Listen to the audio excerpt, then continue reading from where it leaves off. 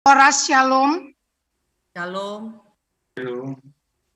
Saya Renova Toruan Tambunan dari Seksi Pendidikan, bekerja sama dengan Seksi Perempuan, mengucapkan selamat datang kepada semua kita yang hadir di sini, Amang dan Inang, juga Amang Pendeta Marudut Manalu, Amang Pendeta Rajoki Pasaribu, semua ketua dewan-dewan, dan kita semua yang hadir pada siang ini.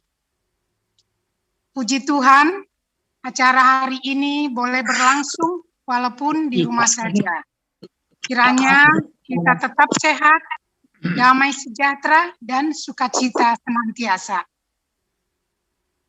Sebelum kita masuk ke dalam acara, adapun susunan acara kita pada hari ini akan dimulai dengan lagu pembuka oleh Inang Yusni Lumban Raja. Dilanjutkan dengan doa pembuka oleh Amang Pendeta Rajoki Pasaribu. Dan pembekalan konseling juga akan dibuka oleh Amang Pendeta Rajoki Pasaribu. Moderator kita pada hari ini oleh Inang Sophia Hutagalung. Kemudian akan dilanjutkan dengan lagu penutup dan ditutup dengan doa penutup oleh Pendeta Amang Rajoki. Perlu kami informasikan bahwa yang akan membuka acara pembekalan konseling kita pada hari ini adalah Amang Pendeta Rajoki, berhubung Amang Pendeta Timbul Sitanggang sedang berangkat ke distrik untuk mengikuti acara sinode di distrik. Jadi kita akan lanjutkan acara kita, dan juga perlu kami informasikan bahwa bagi peserta yang mengikuti acara pembekalan dan perlawatan sampai selesai akan mendapatkan elektronik sertifikat yang akan dikirim melalui WA. Jadi demikian informasi dari kami. Baiklah, kita mulai acara kita pada hari ini. Kepada song leader kita hari ini, Inang Yusni Lumban Raja, kami persilahkan. Maaf diralat, song leadernya Inang Diana Marpaung. Terima kasih. Oke. Maaf, terima kasih atas pemberitahuannya. Jadi kita persilakan Inang Guru Marpaung untuk membuka lagu pembukaan.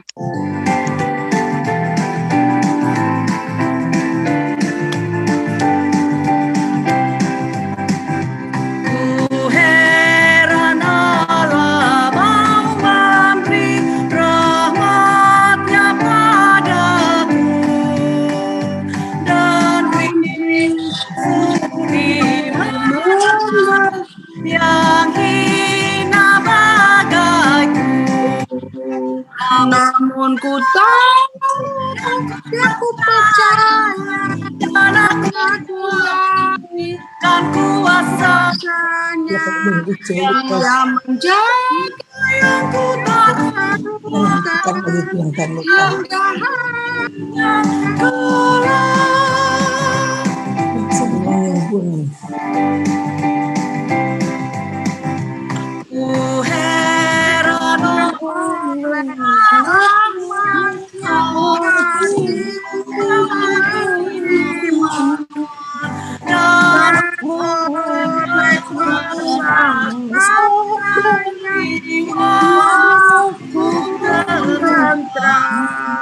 namun ya ku percaya dan aku yakin dan kuasanya ia menjaga yang ku taruhkan hingga harinya kelak.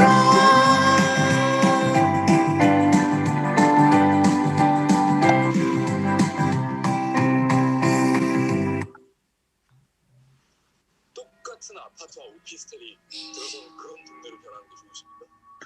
좋아요. 다들 현대식 아파트에 사는데 왜 우리 방에? Doa pembuka oleh Amang Pendeta Razoki. Dipersilakan. Bapak dan Ibu, saudara-saudari sekalian, kita bersatu di dalam doa. Terima kasih ya Allah Bapa kami atas berkat-Mu yang kami terima sampai pada saat ini.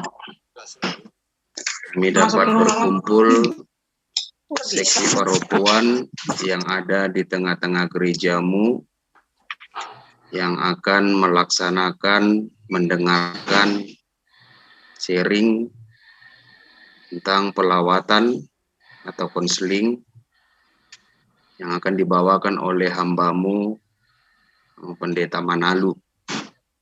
Ya Allah Bapa kami, Engkau yang memberkati kami, Engkau yang melindungi kami.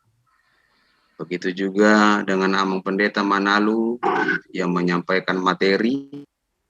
Engkau yang memberikan kekuatan, Engkau yang memberikan hikmat yang daripada-Mu. Sehingga kami yang mendengarkan, ibu-ibu, bapak yang ada, yang berkumpul di tengah-tengah gerejamu melalui media ini, dapat menjadi berkat. Untuk itu ya Allah Bapa kami serahkan kehidupan kami ke dalam tangan pengasihan-Mu. Di dalam nama anak-Mu Tuhan Yesus Kristus, kami berdoa dan mengucap syukur kepada-Mu. Amin. Amin. Baik, Amang Pendeta Razoki, silakan membuka acara pembekalan konseling kita. Iya, kepada Bapak dan Ibu serta saudara-saudari sekalian, terutama kepada Amang Pendeta Manalu, berhubung karena Amang Pendeta Resort kita, Amang Pendeta Timbul Sitanggang, mengikuti sinode distrik yang berketepatan ditentukan pada hari ini. Beliau menyampaikan kirim salam kepada Amang Pendeta Manalu, dan kami juga di sini bersama-sama dengan kakanda kami, Inang Pendeta Bintang Boru Siregar, dan juga atas nama keluarga besar AKBP Kebayoran Baru dan atas nama Pendeta Resort Kebayoran Baru, kami menyampaikan kepada kita semua dan kami buka seminar ini, konseling ini di dalam nama Allah Bapa, Anak, dan Roh Kudus. Amin. Martoba Imaita. Ya, demikianlah pembukaan konseling kita pada saat ini. Kami sampaikan kepada Bapak dan Ibu serta saudara-saudari, secara khusus kepada Amang Manalu di sini. Kami sangat berterima kasih dengan kehadiran Amang biarpun melalui media ini. Terima kasih, Mulyati. Sehingga nama Tuhan dimuliakan di tengah-tengah kehidupan kita.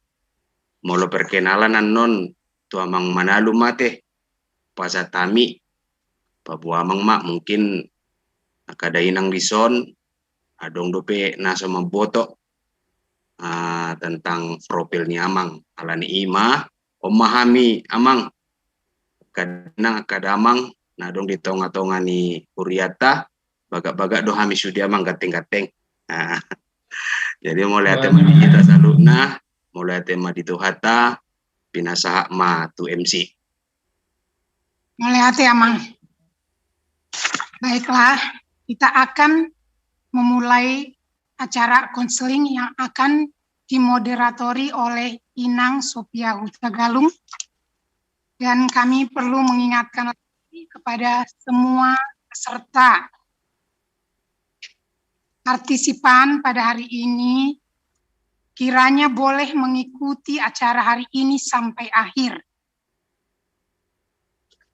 Dan kami persilakan kepada Inang moderator untuk memulai acara. Terima kasih. Terima kasih Eda Renova. Shalom bagi kita semua. Selamat datang kami ucapkan kepada Amang Marudut Manalu. Sebelum kita memulai pembekalan dari Amang Marudut, kita akan menyampaikan sedikit latar belakang kurikulum vitae dari Amang Marudut untuk kita ketahui bersama. Amang Marudut Manalu lahir tahun 1949, pendidikan S1 dari studi teologi di STT Jakarta, program S1 1971 sampai 1976, lalu program S2 juga di STT Jakarta tahun 1997 sampai 1999. Amang ditahbiskan menjadi pendeta HKBP pada bulan Agustus 1979 dan melihat usia tentunya sudah pensiun saat ini. Menikah dengan Inang Rospina Nadabdab dan dikaruniai 3 putra semuanya, telah menikah dan 3 cucu, sedang menantikan cucu yang keempat, puji Tuhan. Latar belakang pendidikan Amang selain daripada pendidikan sekolah pendeta adalah mengikuti pelatihan konseling di Vellore, India 1981 sampai 1982, kurang lebih 6 bulan. Tahun 2004 di Cebu, Filipina, dan 3 bulan selama 3 bulan. Tahun 2006 di Manila selama 3 bulan. Amang adalah praktisi perlawatan dan konseling di Rumah Sakit PGI Cikini. 3 sampai 4 kali seminggu maksudnya. Dan itu sudah dijalani selama kurang lebih 15 tahun. Dan Amang tidak mendapatkan bayaran apapun dari Rumah Sakit PGI, atau bisa kita katakan ini adalah pelayanan pribadi Amang. Amang adalah anggota Society for Intercultural Pastoral Care and Counseling, atau SIPCC, yang berpusat di Jerman sejak tahun 1997, dan juga anggota International Council on Pastoral Care and Counseling, atau ICPCC, dan merupakan perwakilan Asia tahun 2019 sampai 2023. Oleh karena itu, kita selaku peserta dari kursus ini tentunya sudah bisa dapat memetik pelajaran dari semua pengalaman dan skill yang Amang Marudut Manalu miliki. Itu kurang lebih sedikit daripada apa yang sudah menjadi sejarah perjalanan pelayanan Amang Marudut Manalu. Kita akan memulai pembekalan kita hari ini, yaitu pelajaran mengenai konseling. Yang bisa saya sampaikan sedikit sebelum Amang memulai adalah kita mengambil judul konseling adalah mengkomunikasikan kasih. Tentunya yang menjadi aspek utama adalah kasih dan komunikasi. Kasih kita ketahui adalah ajaran Tuhan Yesus yang dibawa ke dunia dan tentunya harus dimiliki oleh orang-orang yang sudah mengenal Yesus. Dan komunikasi adalah cara kita menyampaikan kasih itu dari konseling kepada konseli, dari counselor kepada konseli. Untuk itu kita akan memulai pembekalan materi dari Amang Marudut Manalu, dan kiranya kita bisa memetik apa yang kita bisa pelajari dan boleh menambah keterampilan kita di dalam pelayanan dan memuji Tuhan. Kami persilahkan Amang Marudut. Pertama-tama kita mengucap terima kasih kepada Tuhan yang memberi waktu ini kepada kita semua. Kita bisa boleh bertemu walaupun melalui virtual. Terima kasih sama Amang Pendeta Rajoki Pasaribu yang telah membuka pelatihan ini. Juga Inang Sofia yang menjadi moderator, dan kami bicara mengenai persiapan untuk pelatihan ini. Lalu Renova ini tetangga kami di Tarutung ini.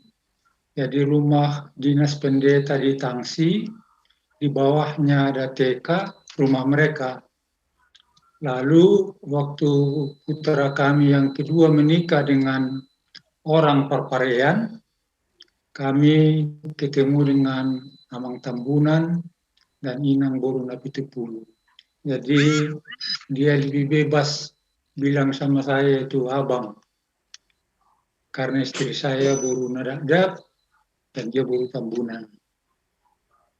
Dan permain kami, mamaknya Boruna Pitupulu, Pariban dari mamaknya Renova, Horas Renova.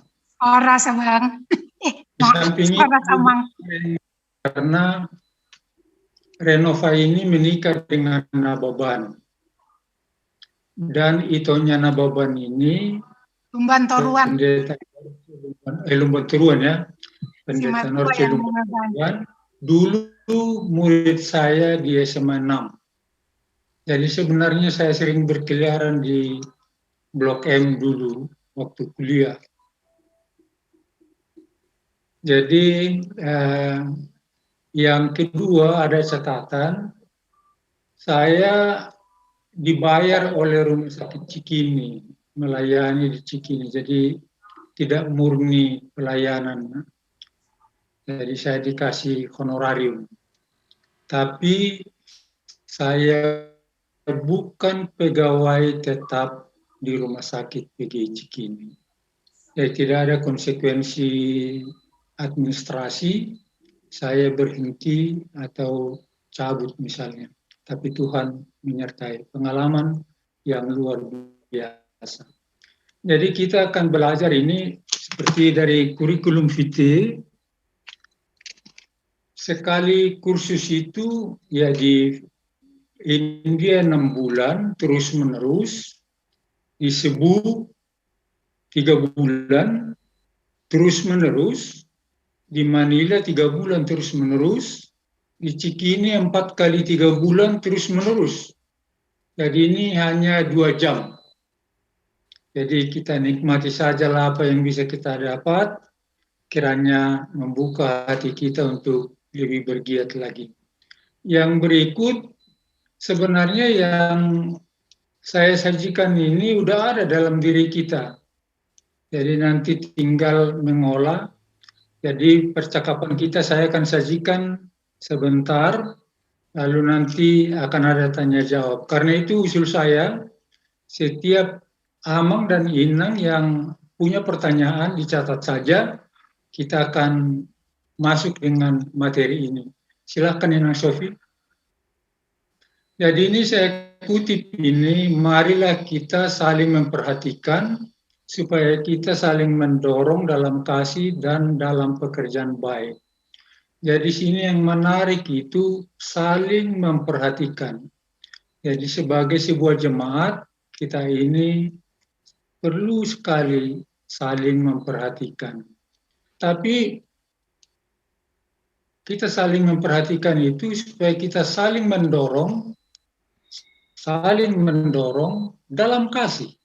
Ini hebat Tuhan kita ini. Dan dalam pekerjaan baik.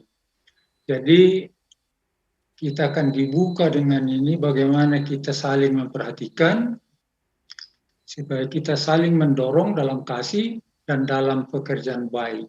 Tanggal 17 nanti kita akan fokus kedua bidang pelayanan, yaitu untuk orang sakit dan juga untuk orang yang jarang ke gereja.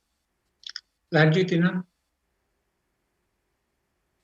Jadi konseling sebenarnya kata dasarnya itu bahasa Inggrisnya counsel, itu menasehati. Tapi dalam prakteknya menasehati dengan cara lain. Jadi kita ambil saja ini mengkomunikasikan kasih.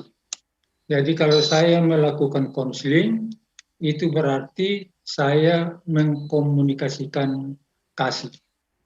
Lanjut, Ina. Menurut kita apa kasih? Boleh satu orang dari Inang untuk kasih dulu apa ini kasih? Tapi ini bukan ujian ya, hanya untuk menggugah kita. Ada holongi. Ada relawan? Saya dengar tadi ada Mei Siregar. gurunya Pendeta Binsar Siregar. Mana dia? Sudah ikut? Bintang Siregar. Halo Bapak, Horas. Gimana? Coba dulu. Sekilas saja, enggak apa-apa. Ini sekali lagi bukan ujian ya, hanya kita mau... Halo Bapak. Iya, memang kalau memberikannya secara ini barangkali saya ambil dari saya saja ya Bapak ya. Oke. Keyakinan saya kasih itu adalah saya bisa merasakan, bisa memasuki, juga bisa memahami orang dengan segala keberadaannya sebagaimana saya juga berusaha memahami diri sendiri. Sian sisi kumai Bapak. Oke. Melihat Jadi, Bapak. ya bagaimana menerima orang lain sebagaimana adanya begitu ya. Oke. Jadi kita ingat aja itu bagaimana menerima orang lain sebagaimana adanya. Lanjutin Nang Sofi. Oke, lanjut aja Nang.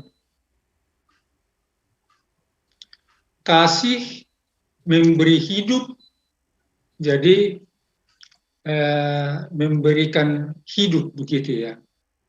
Lalu mengkonseling seseorang sama dengan memberi hidup kita kepada konseling. Jadi memperhatikan itu sebenarnya kita memberikan hidup kita. Hidup ini luas lah. Saya sudah jalan 72 tahun. Kalau dikatakan apa hidup bagi saya, itu sudah sangat luas lah itu. Tapi dalam konseling mengkomunikasikan kasih, kita memberi hidup kita kepada konseling. Memberi. Lanjutin. Lalu bentuk apa? Dalam bentuk apa kita memberi hidup? Dalam bentuk apa kita mengkomunikasikan kasih? Perhatian. Jadi, saya kutip tadi dari Ibrani 10 ayat 24, marilah kita saling memperhatikan. Di sini hati sangat penting. Jadi perhatian, bukan mengamati, bukan menelusuri, tetapi perhatian. Lalu yang kedua katakan kemampuan kita. Jadi dalam Roma 12 kita ini punya macam-macam talenta, begitu ya. Kita punya macam-macam kemampuan. Tapi dalam mengkomunikasikan kasih, kita memberikan kemampuan kita. Dan untuk ini kita akan diperlengkapi dengan kemampuan konseling. Kita memberikan tenaga kita. Tenaga. Kita memberikan waktu. Nah, ini waktu ini sangat menarik karena yang saya pahami, yang saya amati itu banyak orang yang sangat terikat dengan waktu. Jadi misalnya kalau kita ketemu dengan orang lain, coba perhatikan dia apakah sering melihat jamnya begitu ya. Jadi kalau kita mau mengkomunikasikan kasih, jangan lihat-lihat jam. Ya, feeling lah begitu ya. Atau mungkin dicuri-curi lah lihat di dinding sudah berapa lama ini gitu. Soalnya itu akan mengganggu. Jadi ini mengkomunikasikan kasih itu kita beri perhatian, fokus kita, kemampuan kita, tenaga kita, dan waktu kita. Lanjutin Nang Sofia. Kalau begitu siapa yang bisa melakukan konseling? Ini selain dari bintang dulu, ada yang ini. Jadi konseling mengkomunikasikan kasih, memberikan hidup kita kepada orang lain dalam bentuk waktu, tenaga, perhatian, kemampuan. Kalau begitu, siapa yang bisa melakukan konseling? Sekali lagi ini bukan ujian, hanya membuka kita karena jawabannya ada dalam diri kita.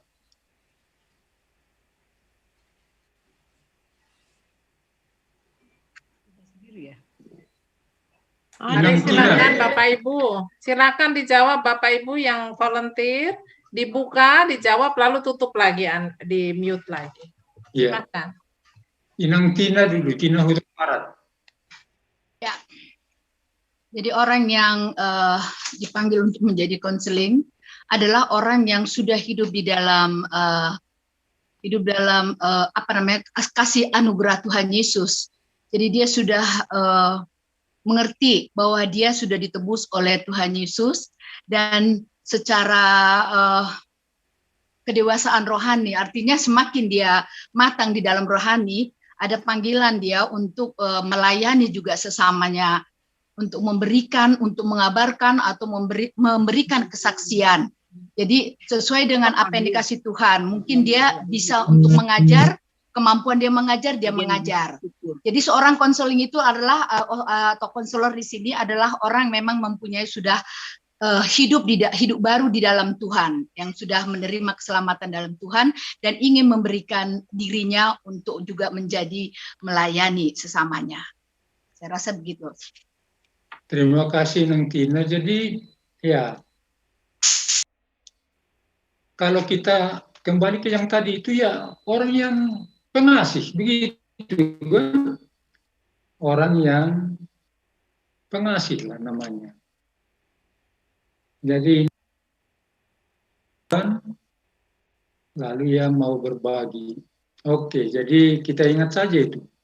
Percaya, dikasihi Tuhan, lalu mau melakukan sesuatu untuk orang lain. Lanjutin Nang Sofia. Nah, ini orang pengasih. Kita lihat dulu. Lanjutin. Nang Sofia lanjut ya. Oke. Sabar. Apakah orang yang disebut Inang Tina tadi sabar? Apakah kita yang ada di sini orang yang sabar?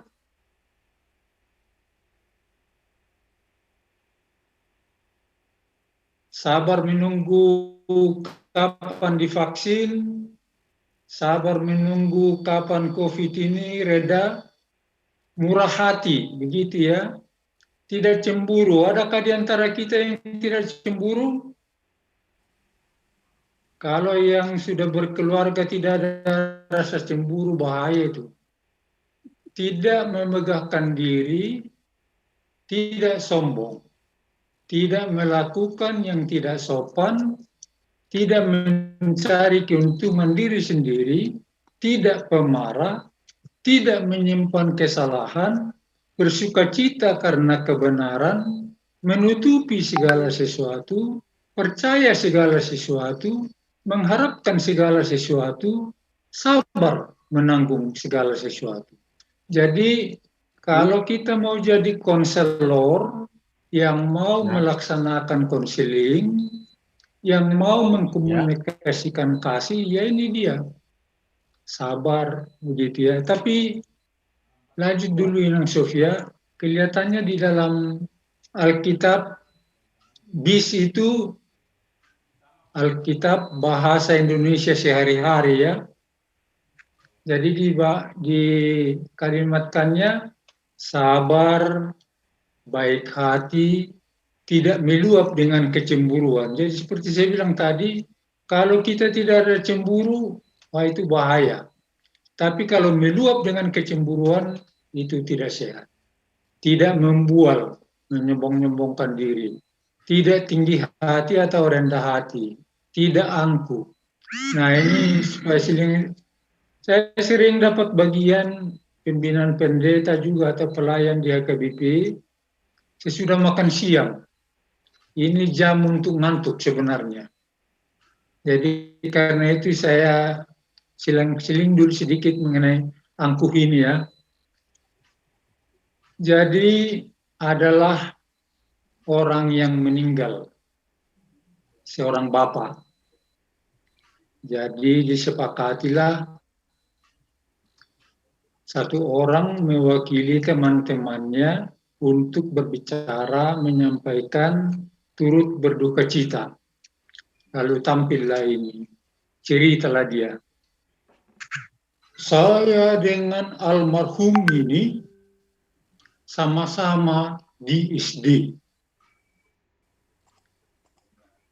Di situ saya juara 1, dia juara 2. Lanjut ke SMP, kami juga sama-sama di sekolah yang sama.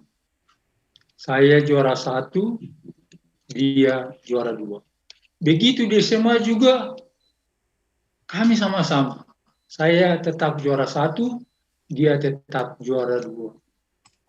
Tetapi untuk kematian itu dia takut. Tapi untuk kematian ini dia duluan, dia nomor 1 katanya.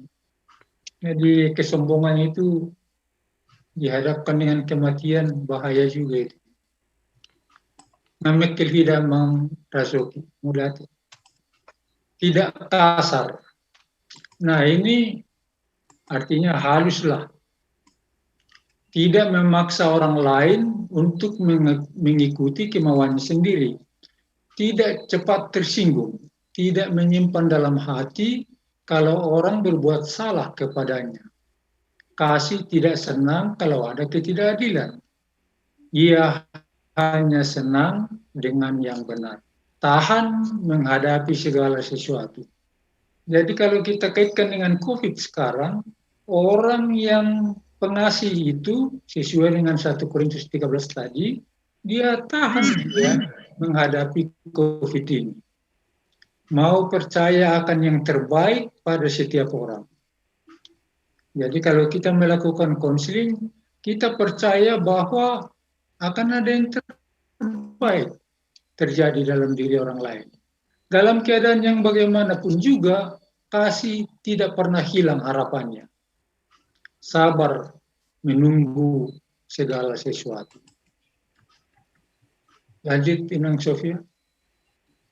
Supaya mengasihi berjalan baik, kita memperhatikan 3 jenis komunikasi. Artinya, supaya komunikasi kasih itu baik, kita perhatikan 3 jenis komunikasi ini. Lanjut, Inang. Yang pertama, saling melengkapi. Jadi, tadi saya minta Bintang, maaf ya Bintangnya, saya sebut Bintang aja daripada Pendeta Bintang gitu ya. Halo Bapak. Ya, saya minta Bintang, apa sih kasih? Dia terangkan. Nah, itu saling melengkapi. Saya minta Inang Tina, siapa sih yang bisa mengasihi? Ya kasih tahu, itu saling melengkapi. Tapi ada yang bersilangan. Artinya dulu waktu ada Inang yang sudah lanjut usia seperti saya, waktu kita di SD dulu ada sirko-rikot gitu ya. Jadi ditanya, ada kamu lihat sado lewat di sini? Masih bulu Tuan, gitu. Jadi yang ditanyakan apakah ada sado yang lewat, dijawabnya mau cari bambu, begitu.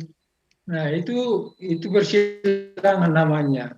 Bagaimana keadaanmu? Kita tanya sama konsili misalnya. Datang konsili bilang, apa urusanmu di situ?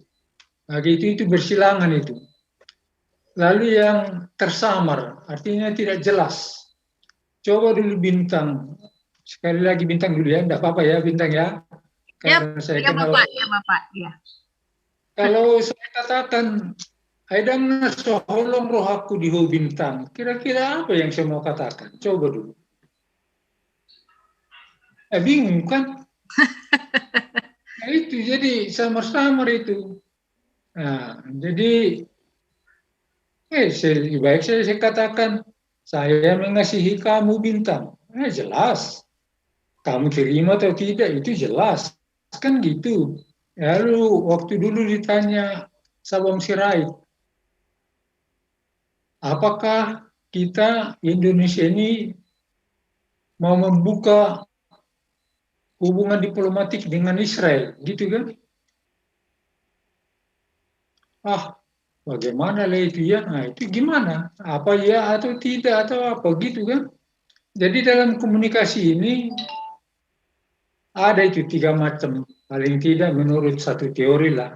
Jadi yang kita mau capai, kalau kita mau mengkomunikasikan kasih, saling melengkapi. Lanjutin, Sofia. Amang, saya koreksi yang share. Amang, yang share screen itu Inang Priscila namanya. Priscila Panggabean. Oh, Priscila. Saya Maaf. saya moderator.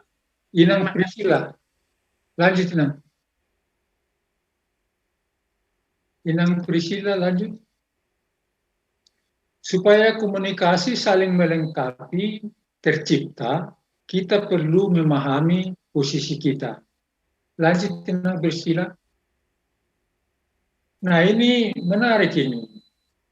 Jadi kalau saya orang yang pengasih, saya orang yang percaya kepada Tuhan, saya orang yang mengalami kasih Tuhan, kasih yang menyelamatkan, saya oke. Lalu supaya komunikasi saya dengan orang lain oke, saya mesti buat orang itu oke. Apa ini oke? Jadi artinya saya siap dengan waktu, dengan tenaga, dengan kemampuan, dengan pengertian, dengan kasih begitu. Jadi saya membuat orang lain juga siap untuk itu, siap waktunya. Jadi tidak terburu-buru. Jadi ini yang sangat perlu kalau kita mengunjungi orang yang kita layani atau konseling, kita perlu bertanya dulu kepada diri kita, apakah saya oke?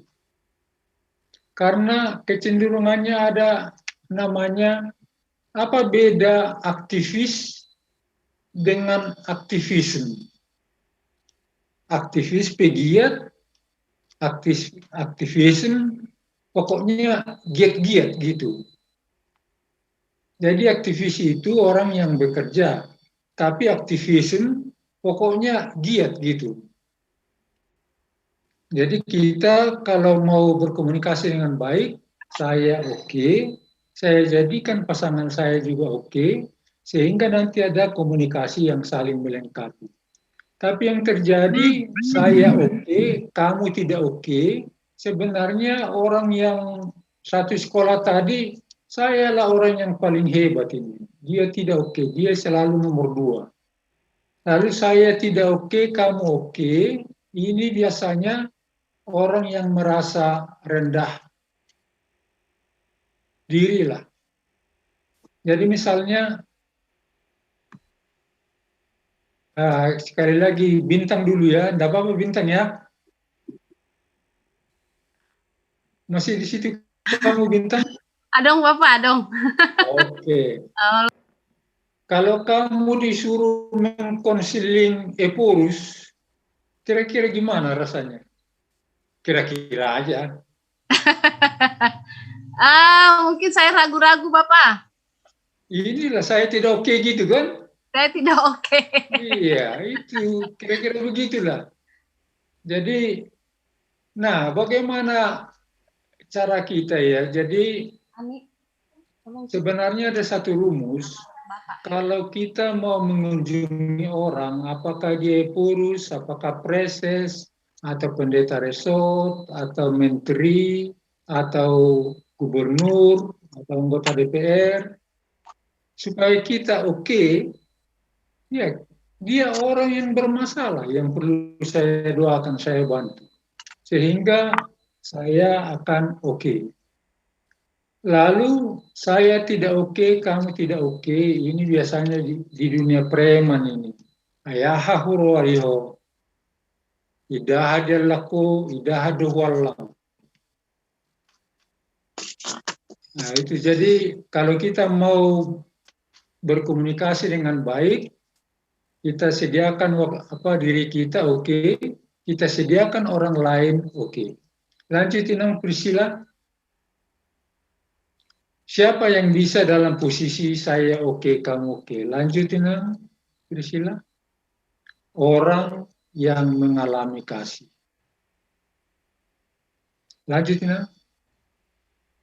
Apa yang perlu kita lakukan supaya bisa mengalami kasih? Lanjut, Ina. Oke.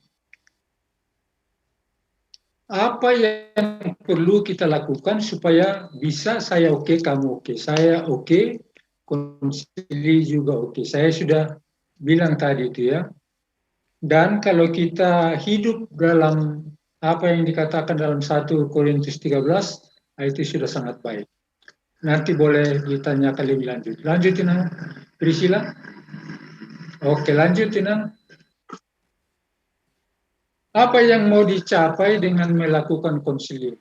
Apa yang mau dicapai dengan mengkomunikasikan kasih? Lanjut, Ina. Konseling mengalami kasih.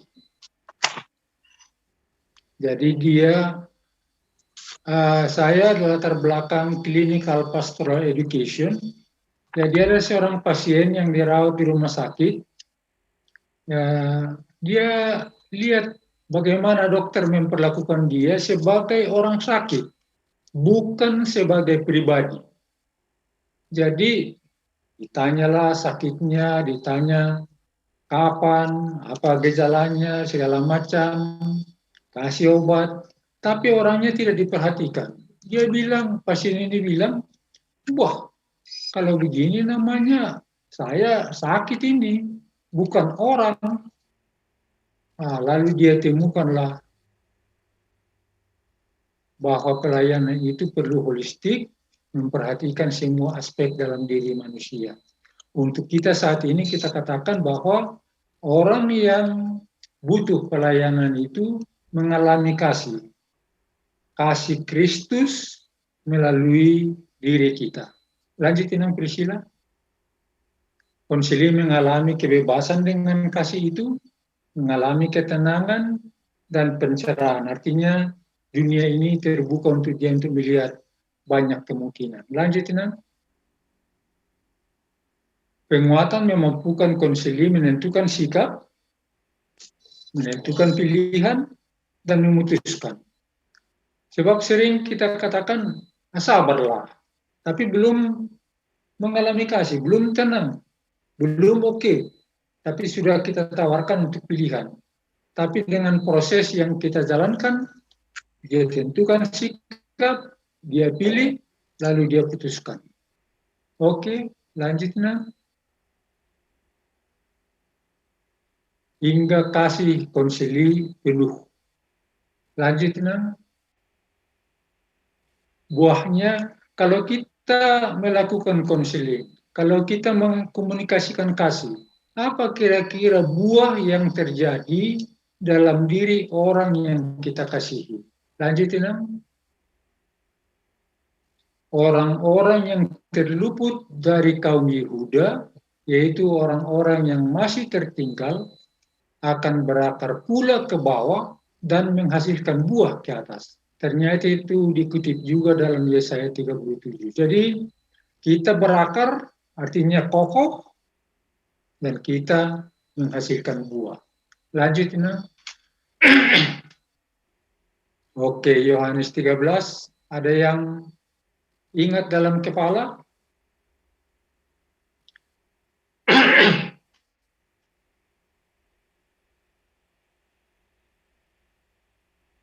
Aku memberikan kepadamu perintah baru supaya kamu saling mengasihi, sama seperti aku telah mengasihi kamu, demikianlah kamu harus saling mengasihi, supaya orang tahu bahwa kamu adalah murid-muridku. 1 Yohanes 4 ayat 11 dan 19, Allah begitu mengasihi kita, karena itu kita harus saling mengasihi. Galatia 5, 22-23a, buah-buah roh ini ya, artinya sukacita, kesabaran, gembira, begitu ya, kasih. Oke, jadi lanjut ya. Oke, dan pada akhirnya semua yang kita lakukan itu adalah untuk kemuliaan Allah. Yang saya pahami dengan ini, kita penuh dengan kasih, kita mengasihi orang lain, kasih kita semakin bertambah, dan nama Tuhan dimuliakan. Artinya, kita bahagia, Tuhan senang. Jadi itulah sebenarnya makna daripada mengkomunikasikan kasih, makna daripada konseling. Sekian dan terima kasih. Sekarang kita tanya jawablah. Ini nanti ini Nang Priscilla yang terakhir. Terima kasih Amang Marudut. Sepertinya sih halaman-halaman ini Amang hanya lewat-lewat saja ya. Dan sepertinya setelah selesai sepertinya gampang. Padahal saya rasa peserta juga sebetulnya masih bingung yang dimaksud nih apa gitu Amang. Nah bagaimana kita bisa membongkar ini Amang? Karena kondisi di mana konselor oke, konseli oke. Bagaimana oke ini? Nah, kami persilahkan peserta, karena menurut Amang Marudut, harus ada partisipasi dari peserta untuk bisa kita menggali semuanya ini. Kita akan membuka dulu 5 pertanyaan. Dari situ nanti Amang Marudut akan memberikan arahan. Apakah Bapak Ibu sudah memahami dari setiap slide yang ditayangkan tadi? Ataukah masih samar-samar sehingga komunikasi kita samar-samar, belum saling melengkapi? Silahkan, kalau Bapak Ibu bisa memberikan tanda jempol, maka saya akan mencatat sebagai penanya. Siapa yang ingin bertanya, berikan tanda apakah bisa, atau boleh juga saya, begitu, nanti saya catat.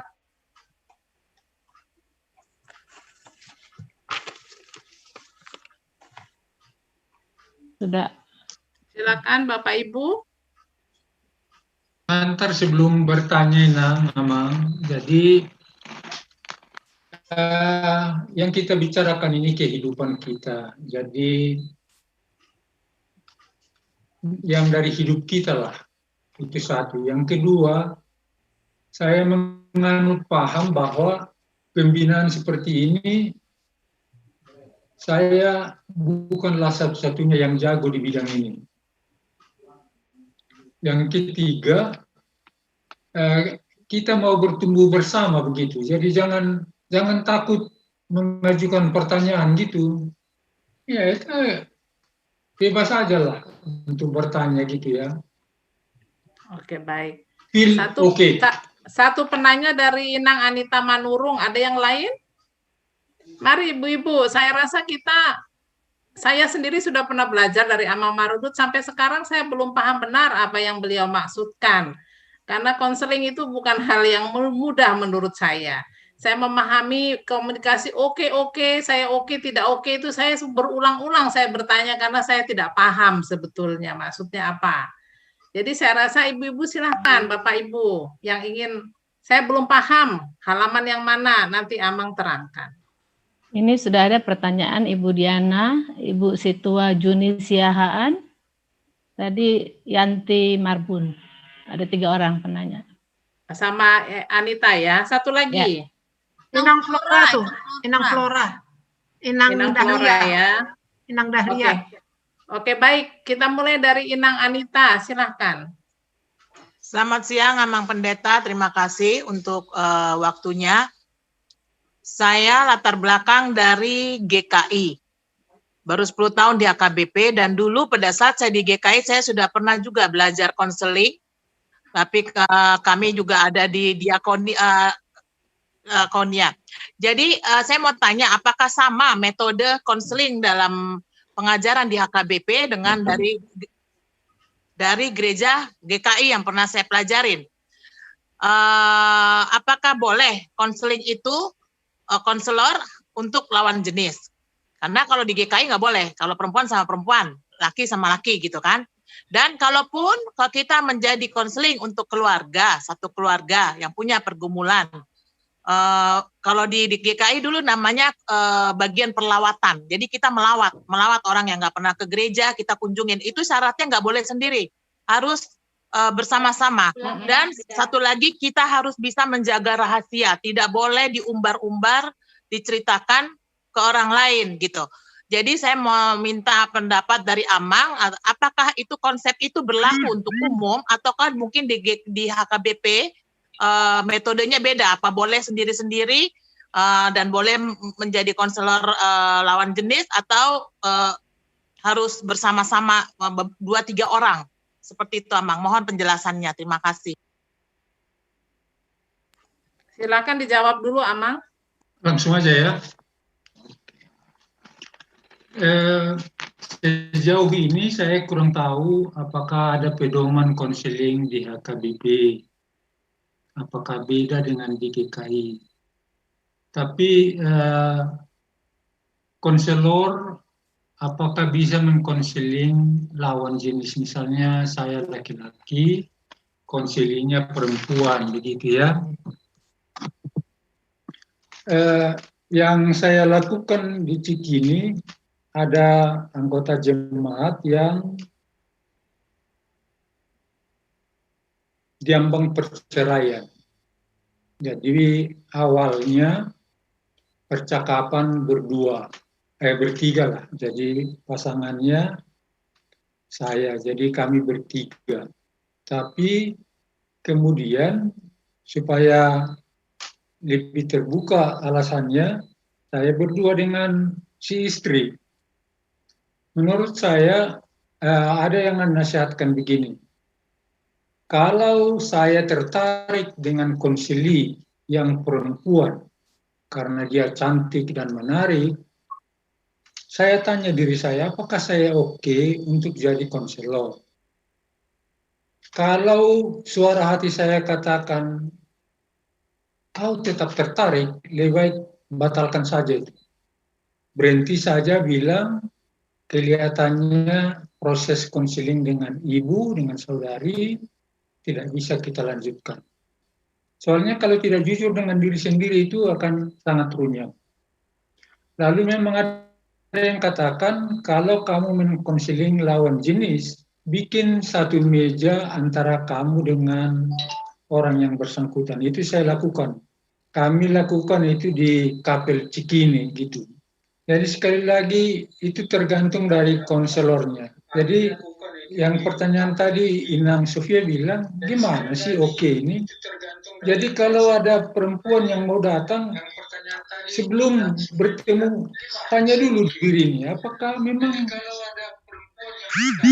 mau menolong orang yang bermasalah atau mau niat-niat lain. Sebenarnya kalau kita jujur terhadap diri kita sendiri, ada itu suara hati di dalam, oh ini begini gitu. Jadi menurut saya boleh berlainan jenis, tapi kalau ada sudah perasaan lain, lebih baik aja berhenti, jangan lanjutkan. Lalu konseling untuk keluarga, ini maksud Inang Anita, satu keluarga itu bermasalah kah? Begini Amang, waktu itu saya pernah menghadapi ada satu jemaat, dia jadi menikah, suaminya itu belum percaya sama Yesus, suaminya agama lain, dan dia Kristen. Jadi dia dilarang-larang suaminya untuk mau ada ibadah di rumahnya dan segala macam. Akhirnya dia juga suka jarang ke gereja, tapi dia punya kerinduan untuk mendengar firman Tuhan, tapi dia takut karena pasti akan dipukulin suaminya.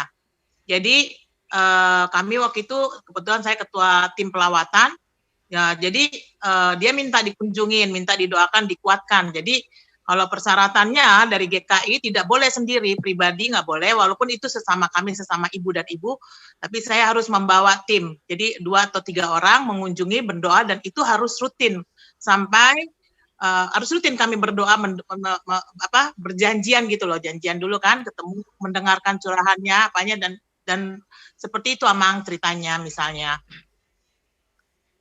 Oke, terima kasih. Jadi ini satu beda agama begitulah ya.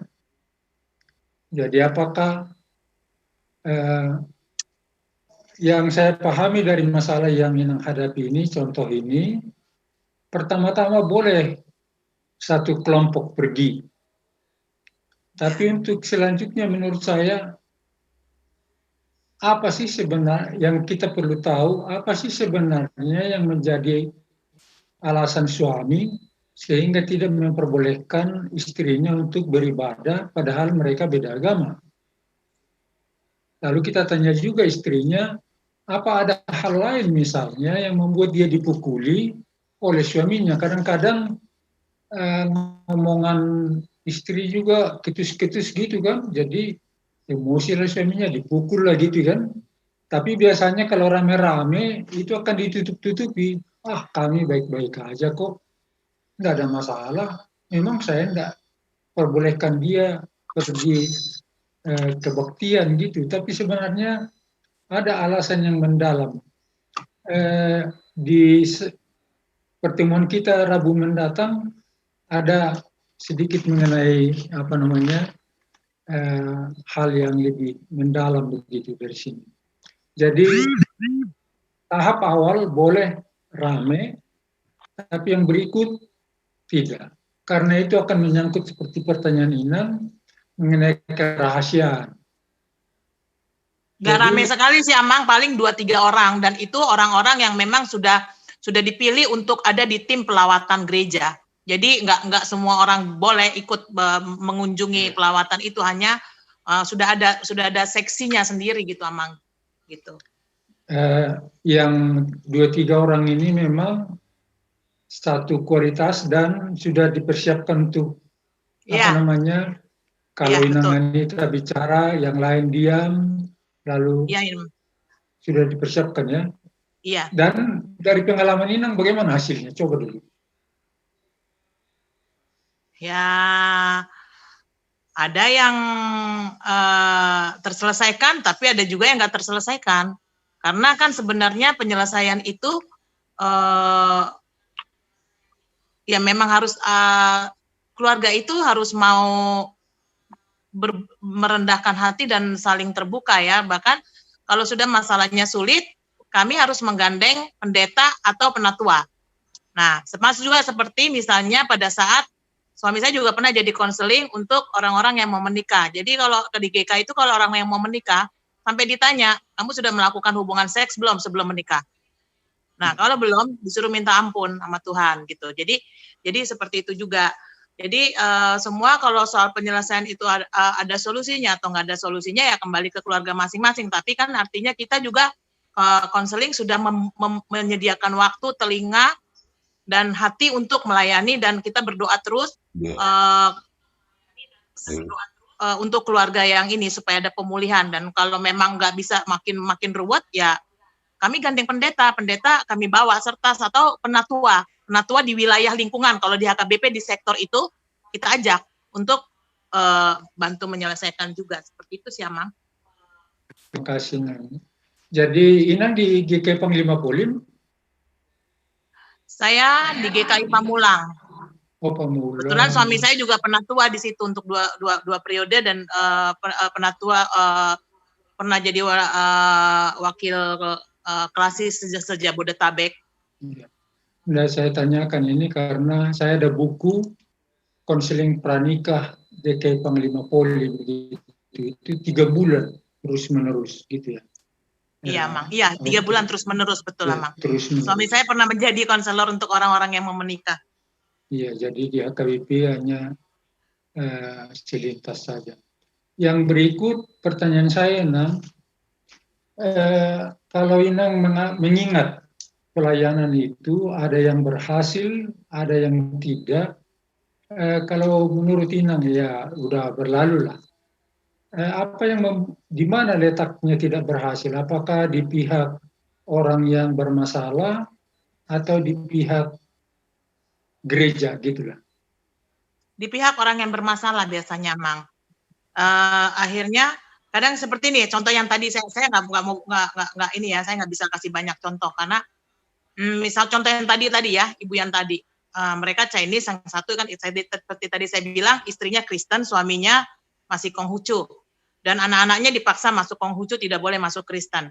Sementara istrinya ingin memenangkan anak dan suaminya gitu, dan dia sering dipukulin. Kalau kami pernah mengadakan ibadah di rumah itu, atas permintaan itu dia menjadi tuan rumah, selesai ibadah, ya habislah dia digebukin, dan itu babak belur saat kami datang, itu biru-biru mukanya, benar-benar dibogem bener, ditonjokin sama ditunjukin semua luka-lukanya.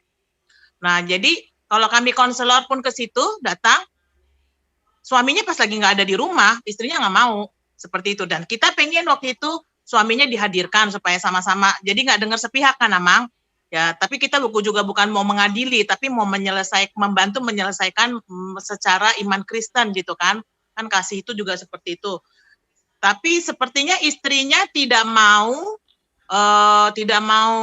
bersama-sama suaminya manggil. Nah, akhirnya kita minta tolong pendeta untuk konselor, pendeta dengan penatua ya menghubungi suaminya supaya mau duduk bersama gitu. Tapi nggak terselesaikan karena sepertinya suaminya juga nggak mau membuka diri sih, Amang. Gitu. Dan akhirnya ya hilang begitu saja, istrinya tidak mau lagi menghubungi kami, kayaknya dia makin disiksa gitu. Jadi kita kan juga nggak bisa terlalu ikut campur terlalu dalam ya masalah rumah tangga ya. Oke, terima kasih Nang. Jadi ada namanya family group terapi. Jadi artinya terapi untuk kelompok keluarga. Jadi ini kelihatannya Nang, untuk yang gagal itu ada yang namanya rujukan gitu ya. Jadi ada orang yang lebih pintar dari kita untuk menangani hal yang begitu, lalu kita minta pertolongannya. Mungkin saja pendeta atau penetua gitu ya. Tapi sangat perlu kita sadari bahwa ada keterbatasan kita. Bahwa kita berdoa untuk orang yang bersangkutan, kita lanjutkan, tapi selalu ada yang lebih berpengalaman dari kita. Iya, betul. Itu yang bisa saya bagikan, Inang Anita. Terima kasih, Amang. Terima kasih. Terima kasih, Eda Anita. Pertanyaannya memperkaya kita semua, dan terima kasih, Amang, untuk responsnya. Lalu lanjut kepada pertanyaan kedua dari Inang Diana Marpau. Kami persilahkan.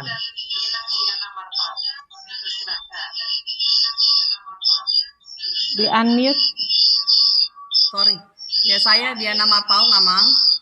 Saya belum berpengalaman ya, saya hanya sering ikut perlawatan ke rumah sakit, orang sakit, tapi kalau konseling saya tidak mengerti sama sekali apa-apa. Jadi saya mau bertanyakan gini, Amang, dalam mengkomunikasikan kasih, di sini kan Amang bilang supaya komunikasi saling melengkapi, kita perlu memahami posisi kita. Itu kan ada kata-kata Amang gitu. Yang dimaksud dengan posisi kita, apakah yang kita sebagai konselor dengan konseli itu harus pendidikannya sama, atau ada tingkatan apanya kah yang supaya apa yang kita bicarakan bisa saling mengisi gitu loh, Amang. Itu yang saya mau pertanyakan, hanya itu aja, Amang, kayak saya pengen tahu ya. Terima kasih, Amang. Terima kasih, Nang Diana. Jadi saya sudah bilang, ini kita kan biasa kalau kita ketemu, oke, katanya oke, gitu kan. Itu kan sebenarnya kata-kata yang lazim gitu ya.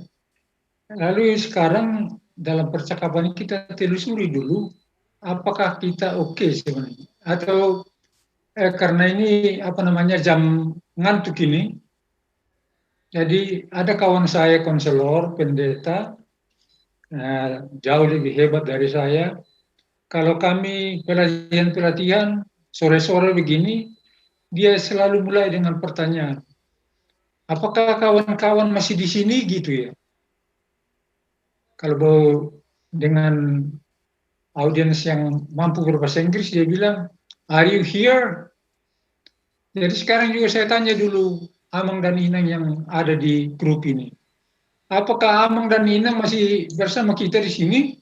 Yes. Masih. Nah, itu berarti oke.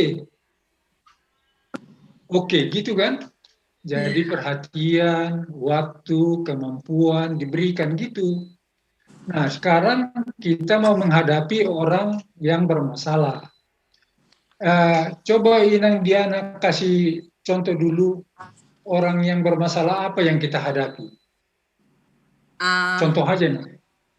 Banyak ya, Amang. Saya waktu itu satu aja contohnya. Ya, satu contoh, saya punya tetangga yang seperti tadi kayak Inang Anita bilang, suaminya Muslim. teman saya, sahabat saya ini Kristen. Saya seringkali datang ke rumah dia karena dia minta doa gitu. Jadi saya sering datang berdoa dan saya juga bilang, Bapak kalau Bapak mau didoakan, ya Bapak sebenarnya harus percaya bahwa Yesus Kristus adalah Tuhan dan Juru Selamat di dalam kehidupan.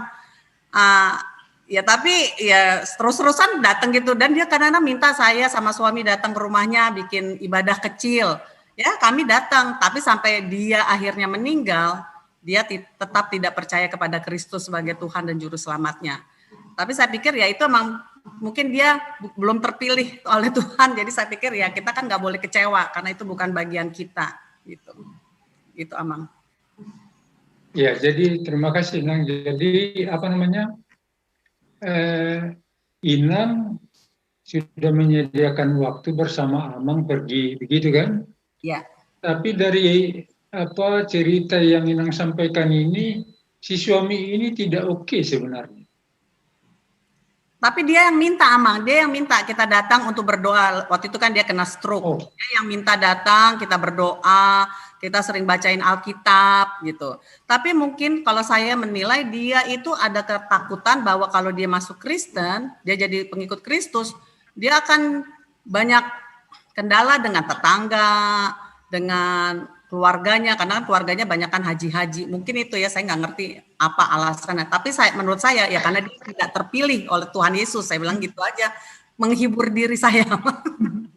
Ya ini kita tidak menghibur diri, tapi artinya itu pengalaman sangat konkret. Ya. Jadi ya di gereja kita ada yang sangat kencang sekali untuk penginjilan ini, mentobatkan orang supaya menjadi pengikut Kristus gitu ya. Apapun keadaannya cocok supaya ikut ke situ gitu ya. Tapi dari segi konseling yang kita pelajari ini, kalau saya mendesak orang, itu berarti saya sendiri tidak oke sebenarnya. Lalu hasilnya seperti itu. Tapi misalnya dia minta berdoa, tapi tidak mau jadi Kristen, pengikut Kristus, ya menurut saya sikap yang Inang Anut tadi bilang bahwa itu di luar kita, ya oke. Kan Paulus yang katakan ya, aku menabur, Apolos menyiram, lalu Tuhan yang memberikan Allah yang memberikan pertumbuhan. Ya. Jadi menurut saya Inang telah melakukan yang terbaik, bahwa dia takut itu kalau konselingnya makin rumit sebenarnya makin mendalam, kita bisa bilang Bapak sudah tua tapi belum putuskan untuk mengikuti Yesus. Boleh saya tahu alasannya? Gitu. Jadi digugah dia gitu. Jadi dia akan kasih tahu nanti. Jangan bilang, wah ini kalau kamu tidak mau jadi Kristen, kamu tidak masuk surga. Nah itu artinya membuat orangnya tidak oke. Coba pendekatan-pendekatan yang lain gitu. Jadi ya Inang ya begitu. Jadi saya oke, kamu oke. Misalnya ada keponakan saya ini, itu aja. Anak dari atau cucu dari bapak udah saya. Sedang pengadilan perceraian. Lalu saya panggil dia datang. Lalu kami ketawa-ketawa dulu. Lalu sampai dia cerita bagaimana sehingga dia tiba pada keputusan untuk cerai. Saya bilang kita akan lanjut lagi percakapan ini, tapi karena COVID ini kami tidak bisa ketemu lagi gitu. Tapi artinya komunikasi sekarang masih lanjut, tapi dengan mamanya dia bilang, saya sudah di rumah kok, tidak ngomong sama saya, jadi ngapain saya di rumah gitu. Itu berarti tidak oke itu. Jadi bagaimana kita membuat orang oke, artinya saya berniat baik untuk menolong dia, saya cukup waktu, saya mampu untuk itu, kalau memang tidak mampu ada upaya saya merujuk, saya betul memperhatikan dia gitu. Oke, sementara begitu Inang Diana ya. Oke, Amang, terima kasih. Ya. Sama-sama. Terima kasih Nang Diana. Amang, ada juga pertanyaan, untuk konseling itu kita membutuhkan persiapan kan Amang? Persiapan bagi pihak konselornya apa ketika kita ingin memulai suatu konseling? Kalau kita mau melakukan konseling, ya jadi yang saya lakukan itu, saya hening sejenak, berdoa begitu ya. Jadi misalnya, kadang-kadang ada yang datang mendadak. Ini pengalaman di Cikini misalnya. Datanglah seorang ibu. Pak Pendeta, katanya. Oh, ini kantor di sini, Bu. Boleh kita bicara di kapel? Boleh. Jadi kami berdua. Ada apa, Bu? Tadi Ibu seperti suaranya besar. Oh, begini, itu anak buah Bapak itu selingkuh dengan suami saya. Itu kurang ajar itu, mesti dipecat itu dari rumah sakit ini. Kalau tidak, saya sudah bawa kawan saya di depan di Raden Salis itu, saya akan bawa mereka semua ke rumah sakit ini biar ribut, katanya kan. Oh Tuhan, ini tahan. Tapi ya begitulah. Dengan oke, saya bilang terima kasih Ibu sudah cerita, saya dengarkan itu. Tetapi ini masih cerita dari Ibu. Boleh saya dengar dulu dari Ibu yang bilang selingkuh dengan suami Ibu? Boleh? Oke, kalau gitu tunggu ya. Saya ngomonglah dengan orang yang dituduh ini. Nggak ada itu, Pak. Nggak ada. Loh, ini yang datang bilang selingkuh, yang dituduh selingkuh bilang tidak ada. Itu berarti kan tidak klop komunikasinya. Saya bilang, bolehkah kita bertiga ketemu? Datang ini kawan kami di Kerhanan bilang, oke Pak, silakan. Saya tidak apa-apa. Lalu saya tanya ibu yang datang menyerobot ini, boleh. Setelah ngomong, tidak ada apa-apa. Jadi itu, apa namanya, oke, persiapkan orang lain oke, lalu ada doa, begitu. Kalau saya sih, begitu pendekatan saya, Nang Sophie. Jadi saya betul-betul mesti tanya dulu hati ini. Artinya kalau saya lapar, saya tidak oke, saya bilang boleh saya makan dulu baru kita percakapan. Atau mungkin tadi malam saya tidur, boleh kita atur waktu lain karena saya kurang tidur ini, tidak konsentrasi untuk menolong ibu, bapak, gitu. Itu fair aja, tapi dengan ketulusan hati di hadapan Tuhan, begitu. Oke. Baik, Amang, terima kasih. Jadi sebaiknya yang utama berdoa ya, Amang ya, untuk pembukaan ya. Oh iya. Berdoa dan biasanya untuk acara konseling itu atau sesi konseling biasanya diminta kan Amang ya oleh sang konseli. Ada permintaan gitu dari pihak konseli atau mungkin nanti bisa dijawab Amang. Kita lanjut dulu ke penanya ketiga ya Amang ya. Nanti kita simpan dulu itu. Kita boleh lanjut ke Inang Flora.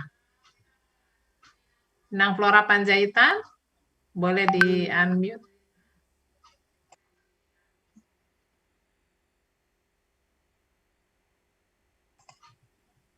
Kak Flora di mana? Sama dengan Yuni. Udah, halo?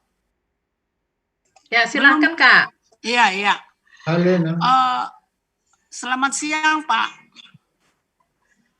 Nggak dengar kali ya. Selamat siang, Ina. Ya, saya sebenarnya udah pernah mendengar Bapak di Del bersama Ida Sitorus dari Cikini.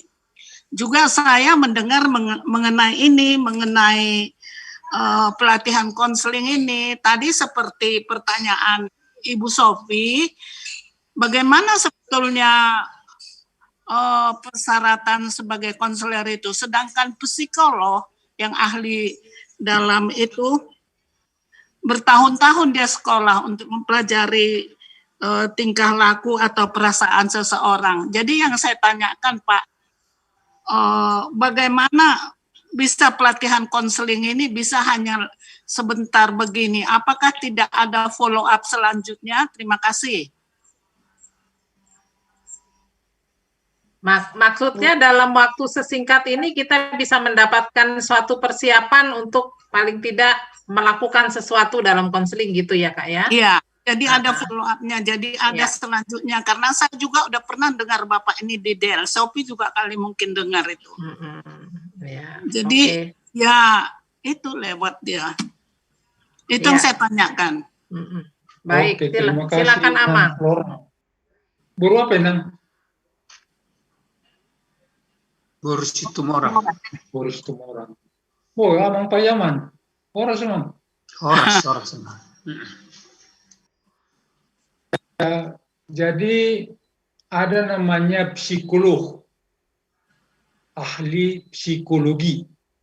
Jadi dibahasnya lah itu teori si inilah, Freud lah, Rogers lah, Carl Jung lah, Adler lah, macam-macam begitu kan.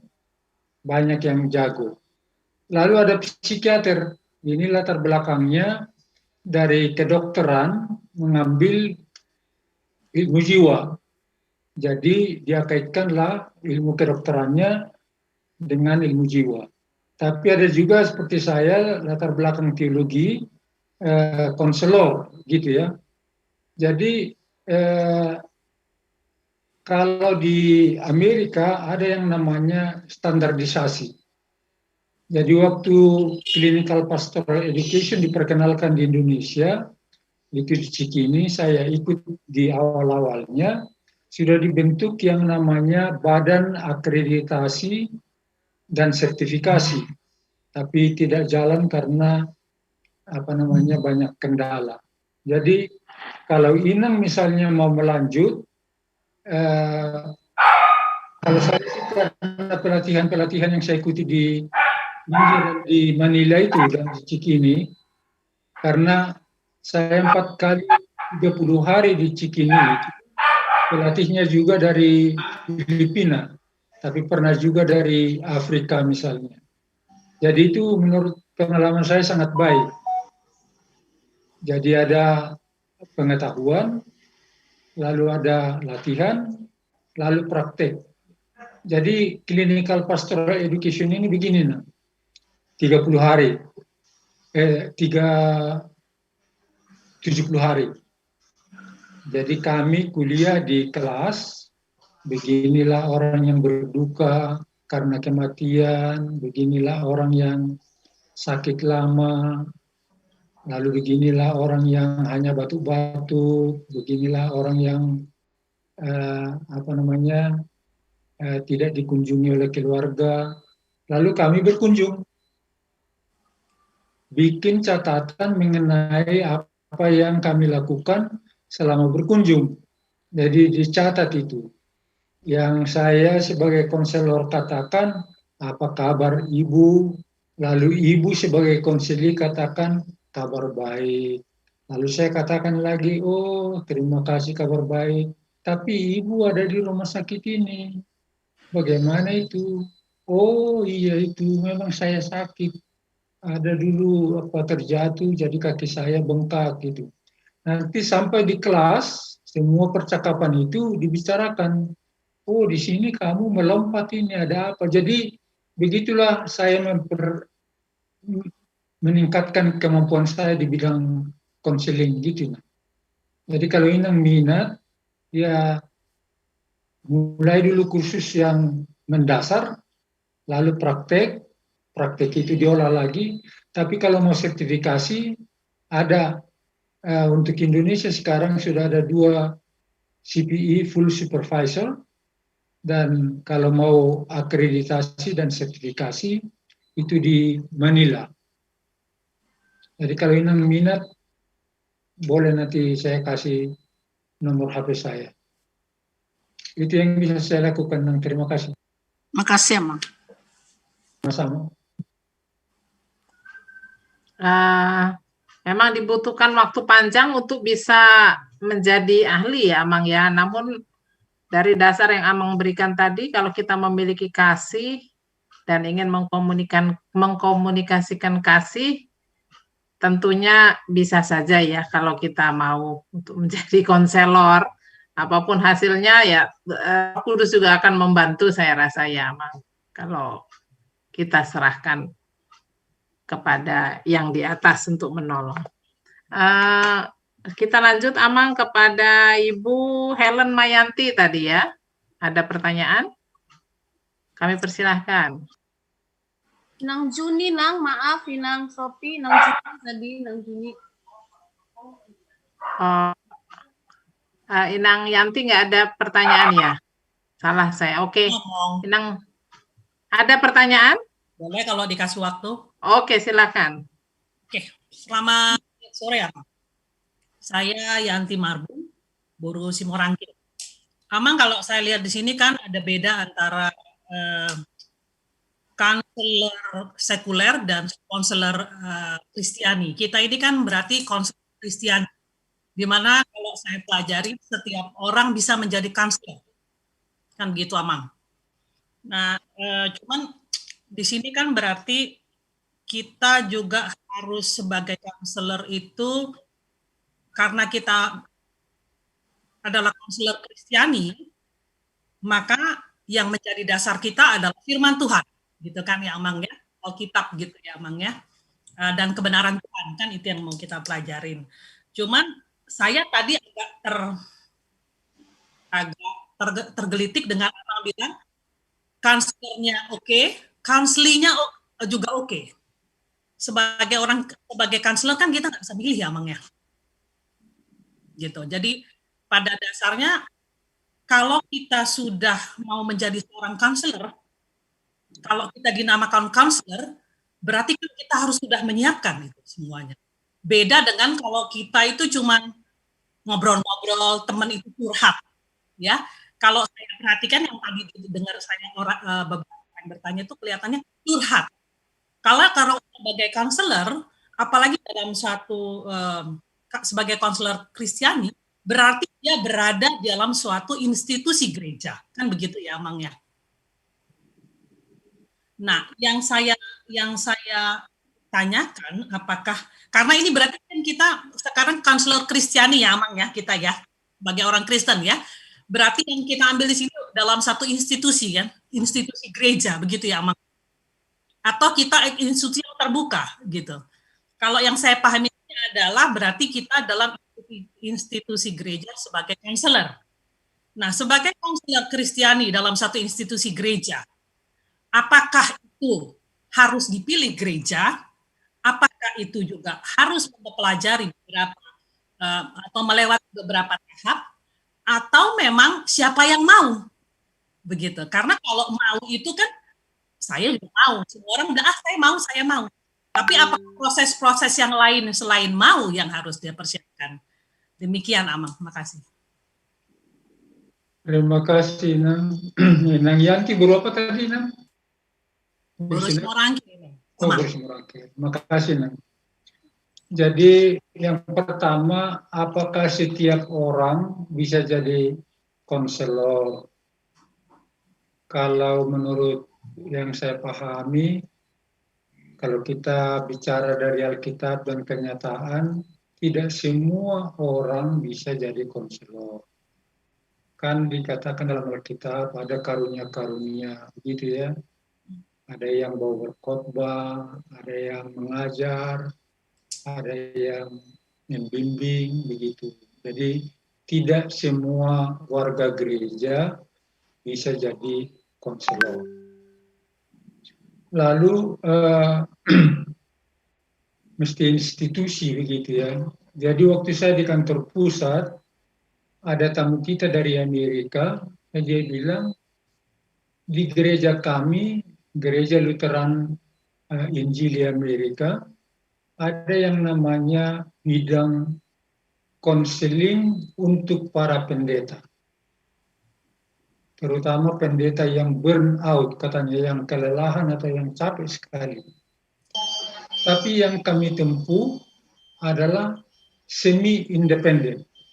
Karena kalau secara struktur badan ini, badan konseling untuk para pendeta ini, di bawah pimpinan, maka akan melapor ke pimpinan. Jadi itu akan tidak terlalu tuntas katanya. Jadi dia bilang lebih baik semi-independen. Jadi misalnya begini, saya di kantor pusat 2 kali saya bekerja di kantor pusat. Yang kedua, pertama saya jadi direktur dana pensiun. Sesudah itu saya dijadikan staf Epolus. Inang tahu apa pekerjaan saya. Tidak apa-apa ya, saya kasih tahu ya. Membimbing pendeta bermasalah. Jadi sementara itu saya pangku di 3 tahun, tapi saya sudah lihat begitu banyak masalah yang sebenarnya dari segi konseling bisa diatasi. Lalu yang Inang bilang tadi mengenai institusi ini, jadi saya rekomendasi saya ke Purus, terutama ini untuk orang-orang yang mau ditahbis, sangat didengar begitu.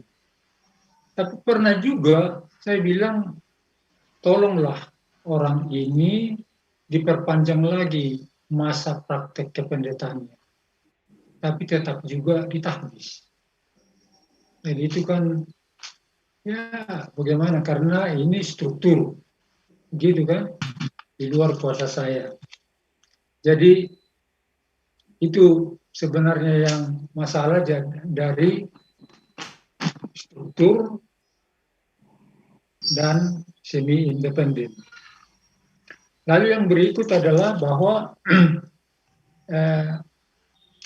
yang mau dilatih gitu ya, mestinya begitu. Karena di Cikini juga siapa yang mau menjadi pengunjung orang sakit, itu mesti diperlengkapi dulu. Saya kurang tahu, Amang Payaman Simanjuntak pernah ikut juga pengurus di Yayasan Kesehatan PJ Cikini, tapi mungkin tidak sampai ke Amang Payaman lah itu. Tapi selalu itu ada, dan saya pembimbingnya, diperlengkapi. Jadi mengenai oke-oke ini, sekali lagi kalau saya mau melakukan tugas, dan ini kita bicara mengenai konseling, apakah saya memang plong begitu ya? Apakah saya oke? Apakah waktu saya cukup? Perhatian saya akan berikan, kemampuan saya akan berikan, apa yang ada yang bisa saya berikan begitu. Jadi itu yang namanya oke. Nah sekarang bagaimana mempersiapkan konseli ini supaya oke, yaitu. Jadi kalau kita lihat gelisah, jangan terus sebenarnya apa masalahmu, enggak gitu. Tapi coba dulu saya lihat kamu gelisah, boleh tenang sedikit, ini ada air putih, boleh kita minum dulu, tenang aja. Saya ada di sini untuk mendengarkan kamu gitu. Enggak tahu ini, ya Pak, aduh, susah sekali, oke. Ya saya lihat memang kamu susah. Tapi bolehkah tenang sedikit? Apa yang kamu mau? Makankah? Minumkah? Atau jalan-jalan kita keluar? Gitu. Nanti kalau dia sudah tenang, ini capek juga jalan-jalannya dan dilihat orang. Bagaimana kalau kita kembali ke kapel? Kan gitu. Itu sangat-sangat penting. Dan kelihatannya kalau kita terstruktur, ada kelompok yang ditunjuk untuk mengunjungi, terbataslah waktunya, terbataslah dananya, terbatas dan macam-macam, itu sering mengganggu keokean kita. Jadi memang betul-betul ini memberikan kehidupan kita untuk orang lain gitu. Jadi itu betul itu. Saya testing dulu sekarang.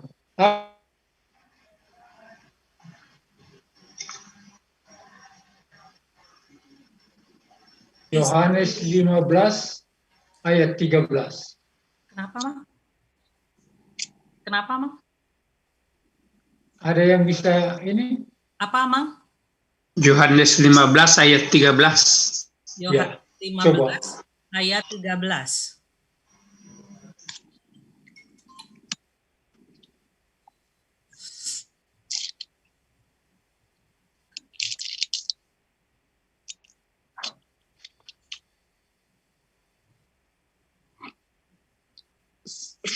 Tidak ada kasih yang lebih besar daripada kasih seorang yang memberikan nyawanya untuk sahabat-sahabatnya. Tidak ada kasih yang lebih besar daripada kasih seseorang yang memberikan nyawanya untuk orang lain, gitu kan? Ya, Mang. Ini konseling yang kita lakukan sudah memberikan nyawa ke kita? Belum kan? Belum. Nah, itu jadi ini sebenarnya masih sangat sederhana. Jadi menurut saya kalau mau ditingkatkan dengan tinggi sekali, hebat sekali nih. Jadi memberikan waktu, memberikan perhatian, kemampuan kita, gitu ya. Sekali lagi kalau kita tidak oke, jujurlah. Saya saat ini belum bisa, bolehkah kita atur lain waktu gitu. Jadi kita juga oke yang katanya, anu segoro perdita godak kerejoku, kalau gitu, itu tanda tidak oke. Amang, kalau kita itu kasih itu begitu. Bagaimana, Nang? Maaf, Amang. Tadi kan Amang bilang saya oke, kan maksudnya begini, Amang. Beda perlawatan dengan konseling. Gitu, maksud saya itu. Kan yang tadi Amang bilang itu kan kita perlawatan, kunjungan gitu ya, Amang ya. Kalau di AKBP memang saya tahu ada seksi sosial yang melakukan itu. Dan harusnya tiap week mendatangi atau mengunjungi setiap anggotanya yang tidak pernah datang atau karena sakit atau ketidakmampuan lainnya. Beda dengan counseling. Kalau itu yang saya pahami gitu ya, Mang ya. Karena kenapa saya bilang setiap orang bisa sebenarnya menjadi counselor, karena kalau itu karena Amang bilang tadi kita harus oke dan tidak oke. Yang saya bilang, Amang, kan beda perlawatan dengan counseling. Kalau dia sudah menjadi counselor, berarti dia harus siap dan dia berarti sudah harus belajar. Itu maksud saya. Berarti kan beda dong, Amang, perlawatan dengan konseling. Seorang yang mengadakan perlawatan itu tugasnya, maksudnya pelayanannya dalam gereja. Tapi kalau konselor, seperti saya bilang tadi, dia harus menyiapkan waktu. Nah, dan pada saat dia pun menolak, tahu saya sebagai konselor, dia harus memberikan alasan seperti yang saya bilang tadi. Karena kan kalau saya pelajari, menjadi konseling itu ada 7. Kalau saya kemarin kebetulan saya guru sekolah minggu yang sudah mengikuti beberapa kali bagaimana menjadi guru sekolah minggu sebagai konselor juga, begitu ya, Mang ya. Kebetulan dalam kuliah juga kita ada itu juga dasar-dasar psikologi. Jadi kalau yang saya pelajari kan kita harus kenal di lingkungan, pahami masalah orang yang kita bicara, yang kita menjadi konseling kita harus menjadi pendengar yang baik. Seperti seseorang pendengar yang baik, dan kita tidak boleh memaksakan gitu ya. Terus punya empati ya, punya cara yang tepat kayak Amang bilang tadi. Terus hargai semua proses. Mungkin dia lagi nggak mood, tapi kita mood. Nah itu kan menghargai proses ya, Amang ya. Terus mampu menjaga rahasia. Kalau Amang tadi bilang juga harus ada tim, ada apa-apa segala macam. Saya pikir nanti rahasianya terbongkar kemana-mana ya, Mang ya. Tadi juga saya agak bingung tadi. Jadi yang saya tepatnya adalah apakah dalam satu gereja harus mempunyai konselor?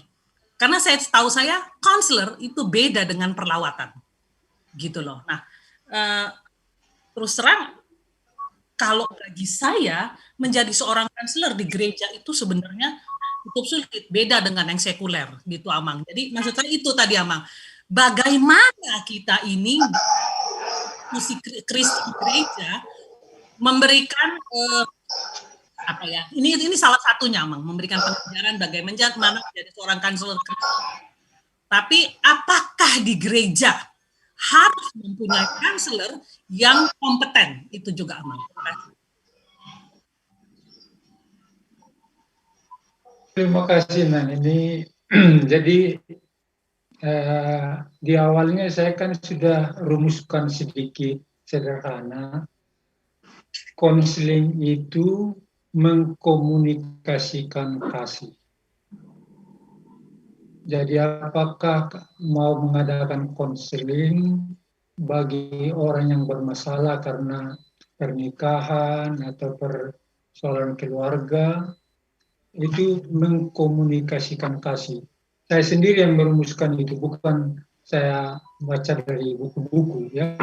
Karena saya lihat melawat juga atau mengadakan penghiburan juga bagi orang yang berduka, semuanya itu mesti kasih gitu.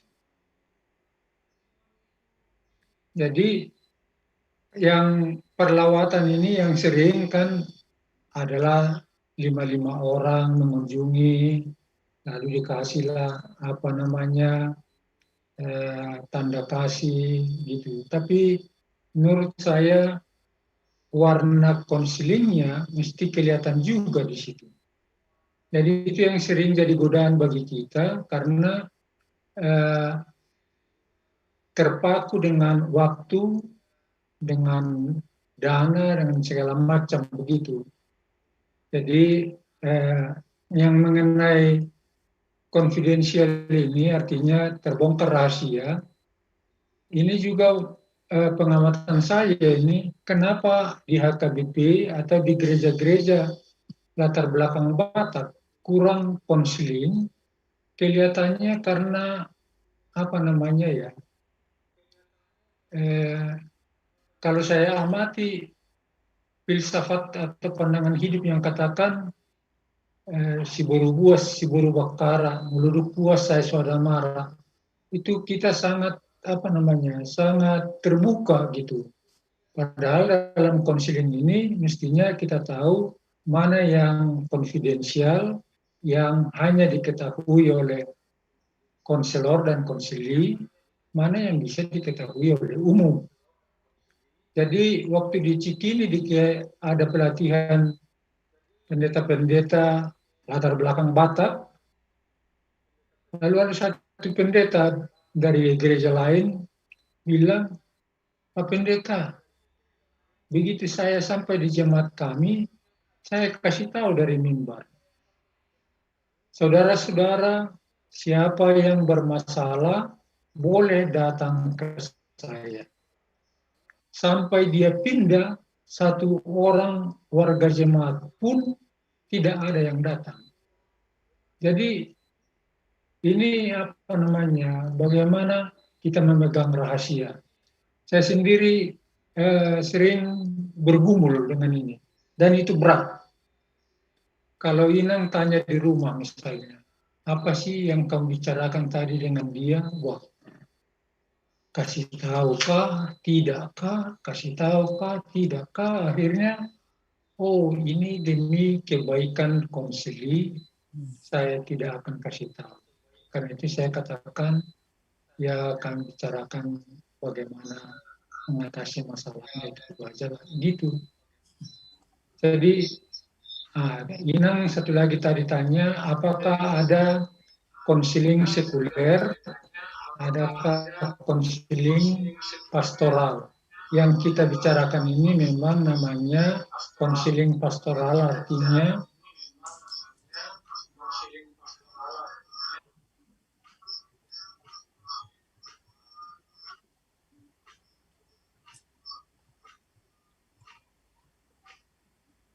kayaknya freeze ya. Ya, kita tunggu sebentar ya. Ya, kita tunggu sebentar ya.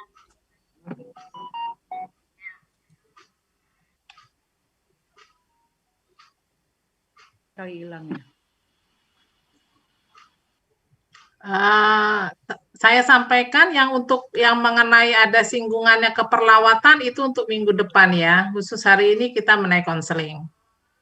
Jadi kalau bisa jangan ke perlawatan dulu supaya konselingnya bisa lebih dalam. Hilang ya Amang ya? Hilang, kedepak kayaknya. Ada. Oke. Amang di unmute, oke. Amang, mohon maaf bisa lebih pendek, kita masih ada beberapa penanya, Amang. Oke, jadi yang saya konselingi ini minta cerai oleh calon suami. Saya bilang, wah ini kami para pendeta mempersatukan bukan untuk menyetujui perceraian, perpisahan. Kalau konseling sekuler, oke, kalian putuskan gitu kan. Tapi saya berdoa, wajah boleh saya minta sesuatu dari kalian? Saya bilang, boleh Bang. Saya bilang, lanjutlah ya, kalian menikah ya gitu. Jadi itu bedanya kalau saya antara yang sekuler dengan yang gereja gitu. Ada etika kita yang kuat. Itu aja dulu yang Yanti, yang lain. Ya. Oke, semoga bisa mencakup ya Inang Yanti ya. Nanti kita minggu depan bisa ke perlawatan atau yang lain. Ya, terima kasih Amang. Amang ada beberapa penanya, hanya yang saya ingat, Amang belum menyinggung bahwa dalam proses konseling itu bukan dimaksudkan bahwa konselor menolong konseli, Amang. Konseli mampu menolong diri sendiri. Saya rasa itu belum masuk pembahasan ya, Amang. Mohon diingatkan nanti, Amang. Karena ada orang merasa bahwa setelah dia menjadi konselor, dia hebat. Padahal seharusnya dia harus mampu membuat konseli itu yang menolong diri dia sendiri. Itu yang saya pelajari dari Amang. Oke, kita masuk dulu ke Inang Juni Simbolon. Teman saya dari Sekolah Alkitab ini, Amang. Silakan, Eda. Oh ya, terima kasih Eda Sofia. Tapi saya sih bukan bertanya ya, cuma satu hal pemahaman baru yang saya dapat dari Amang Marudut tadi adalah bahwa kita harus mengalami kasih dulu, kasih dan perjumpaan kepada Tuhan Yesus. Baru kita bisa menjadi, kalaupun bukan dibilang konselor, baru kita bisa membantu orang lain dalam posisi konseling begitu. Itu tadi yang saya pahami dan itu hal baru banget buat saya, Amang. Karena selama ini kan pemahamannya kalau saya terus tujuannya bahwa membuat orang juga mengalami kasih bertumbuh dan berakar ya, Amang ya. Karena selama ini kan yang saya pahami konselor itu kan posisinya kayak kata Eda Sofi tadi bahwa oke, saya posisinya lebih katem lah dalam persoalan yang sedang dialami orang yang mau kita bantu konseling. Tapi ternyata hari ini saya belajar bahwa konselor itu it's about love gitu lah, Mang ya, bahasa kerennya tentang kasih. Bagaimana kita menyampaikan kasih Tuhan dalam membantu persoalan orang yang hendak kita bantu gitu ya, Mang ya, supaya dia pun bisa bertumbuh berakar, mengalami perjumpaan dengan kasih Tuhan seperti yang kita alami. Itu sih tadi hal baru yang saya dapat di tengah-tengah suasana yang terkantuk-kantuk ini, Amang. Terima kasih, Amang. Dan terima kasih buat Eda Sofi yang sudah mengizinkan saya bergabung bersama ibu-ibu Kebayoran Baru. Ya, sama-sama, Eda. Terima kasih, Inang. Ya, memang jadi sekali lagi saya dengan sengaja membuat temanya itu mengkomunikasikan kasih, karena kasih itu terutama dalam Injil Yohanes, juga dalam surat-surat Yohanes di 1 Korintus 13 itu sangat hebat sebenarnya untuk kita warga gereja. Dan yang menarik juga misalnya banyak sekali yang namanya ahli konseling itu dengan latar belakang gereja sebenarnya, karena ini cikal bakalnya dari Amerika dan Eropa. Jadi bagaimanapun pandangan-pandangan mereka itu sebenarnya tidak luput dari gereja. Tapi karena ada namanya HAM, hak asasi manusia, menghargai iman orang lain, sehingga warna gerejanya itu dihilangkan, jadilah sekuler, begitu. Jadi memang kalau kita melakukan ini, kalau orang yang kita tolong tidak berakar kuat dalam kekristenannya, dalam imannya, dan tidak berbuah, ya menurut saya susah juga gitu ya. Atau memang tidak baik, begitulah. Jadi kita sebenarnya melakukan ini supaya warga gereja itu berakar kuat dalam iman, oh ada orang yang mengasihi saya. Dan berbuah. Nah ini sekali lagi, di pertanyaan terakhir nanti kita akan lihat dulu bagaimana sih takaran atau nilai kasih kita gitu. Nanti slide terakhir itu. Inang. Sebentar Eda Sofia. Satu lagi yang saya suka statement yang tadi Amang bikin, Solideo Gloria. Bahwa ini semua kembalinya ke kemuliaan Tuhan ya Amang. Terima kasih Amang. Ya. Terima kasih Amang. Pesanan tadi saya bahwa konselor harus mampu membuat konseling menolong diri sendiri belum dijabarkan ya Amang ya nanti ya. Jadi kita ke situ dulu sekarang. Oh boleh, ya Amang silahkan. Coba di Inang Priscilla slide 25.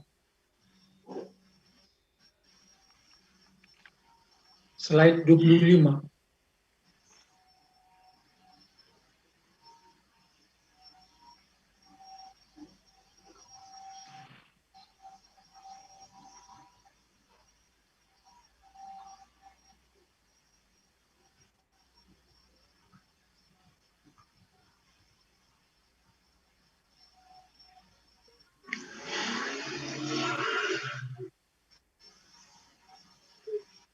Mic-nya Amang dibuka. Buka ya, di 100. Amang unmute dulu Amang suara. Di slide 25 ini. Belum pas Eda Pris. Jadi 28 dah. Makanya saya tambahkan judul, jadi nomor slide-nya beda. 26 berarti. 20. Bukan ini Amang? Ini 25 ya? Atau ini? Konseling, menentukan sikap, ini mengenai menentukan sikap, pilihan, dan keputusan. Lanjut.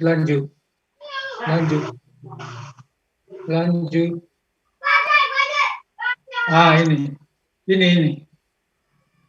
Jadi kita mengasihi itu, kita mengkomunikasikan kasih. Jadi orang yang kita tolong itu mengalami kasih, dihangatkan dia gitu ya. Jadi dia akan penguatan, memampukan konsili, menentukan sikap.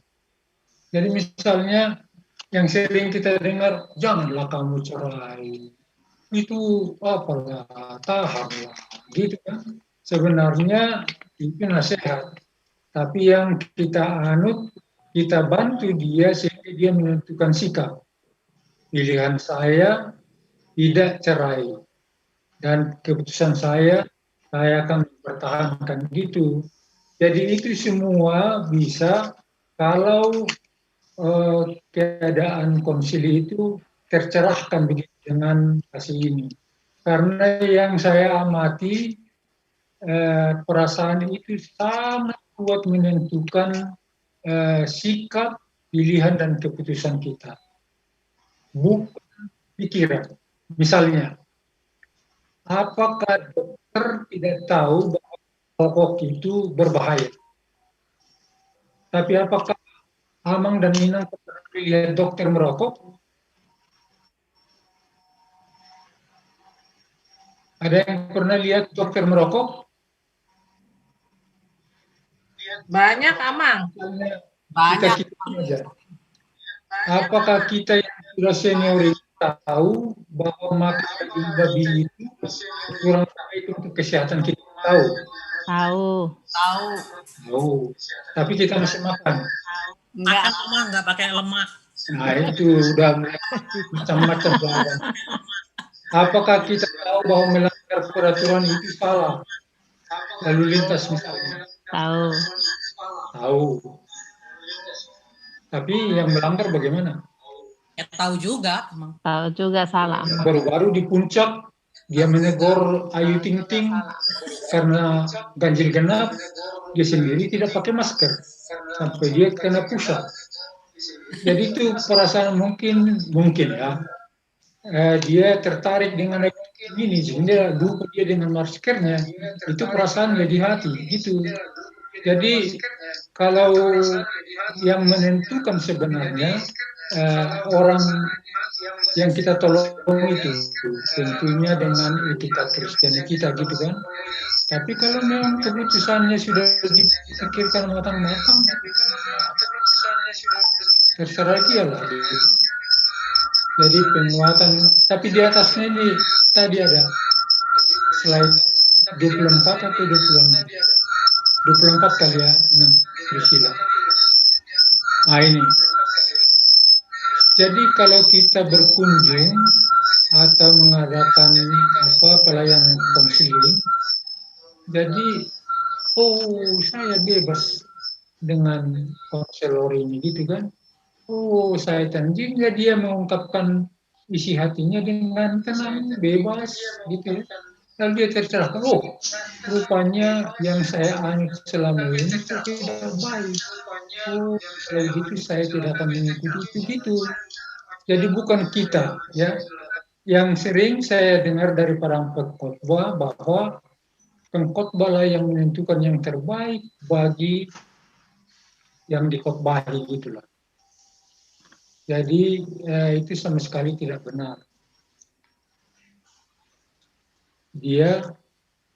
Jadi begini, orang yang bermasalah itu dia tidak cerah dalam berpikirnya. Karena itu kita perlu tenangkan dulu dia, kita beri kebebasan, dia tenang, dia tercerahkan, lalu dia akan mengambil keputusan untuk dirinya sendiri. Bukan kita, karena kalau kita yang menentukan, misalnya kita putuskan untuk anak kita, kau mesti menikah dengan paribanmu itu. Lalu dia mau menikah. Tapi dalam hati berontak. Jadi nanti kalau dia kejam dengan istrinya, dia bilang, kan mama yang bilang, papa yang bilang. Saya tadinya tidak mau itu. Jadi kita yang disalahkan, semuanya jadi runyam, kan begitu. Tapi ini bagaimana kita tolong orang sehingga dia punya kebebasan.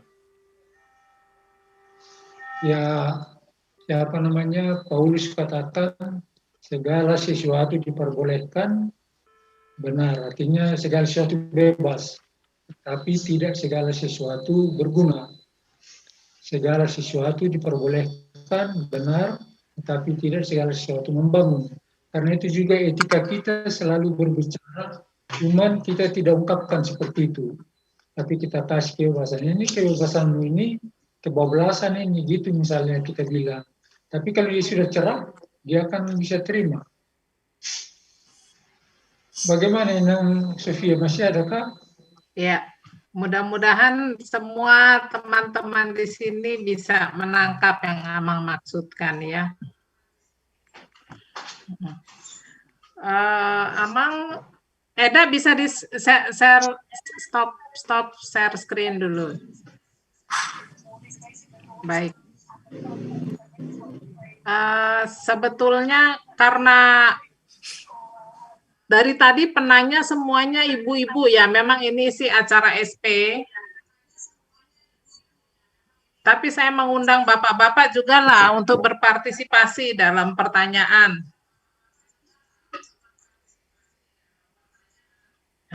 Lalu selanjutnya saya akan mengundang dulu Kak Magda. Kak Magda adalah juga praktisi konseling ya, Amang. Magda Sitorus, Amang. Silakan Kak Magda, tadi minta pesan mau ada share. Asmara, Kak? Iya, Amang. Selamat Halo. Iya, saya baru Apa kabar ini? baik. Baru bisa masuk tadi, baru selesai rapatnya. Tadi sayang sekali saya nggak mengikuti dari awal. Hanya tambah saja. Pertama, sebetulnya kalau melihat gereja itu sangat membutuhkan konselor ya, karena setiap orang juga banyak menghadapi masalah.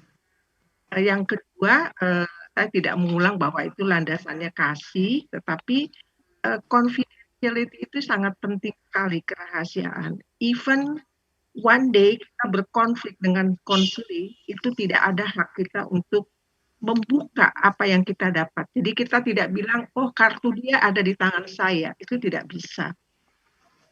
Yang ketiga adalah kita bukan yang memecahkan masalah mereka. Kita sebagai fasilitator yang menguatkan mereka.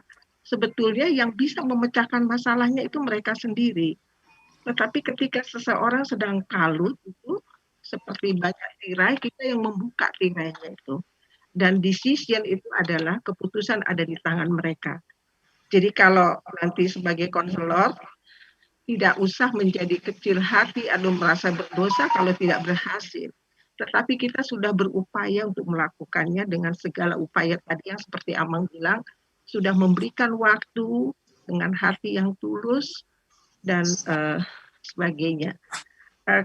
Kalau landasan pastoral ya tentu landasannya Kristen ya. Kebetulan kalau saya memang jadi lintas agama, jadi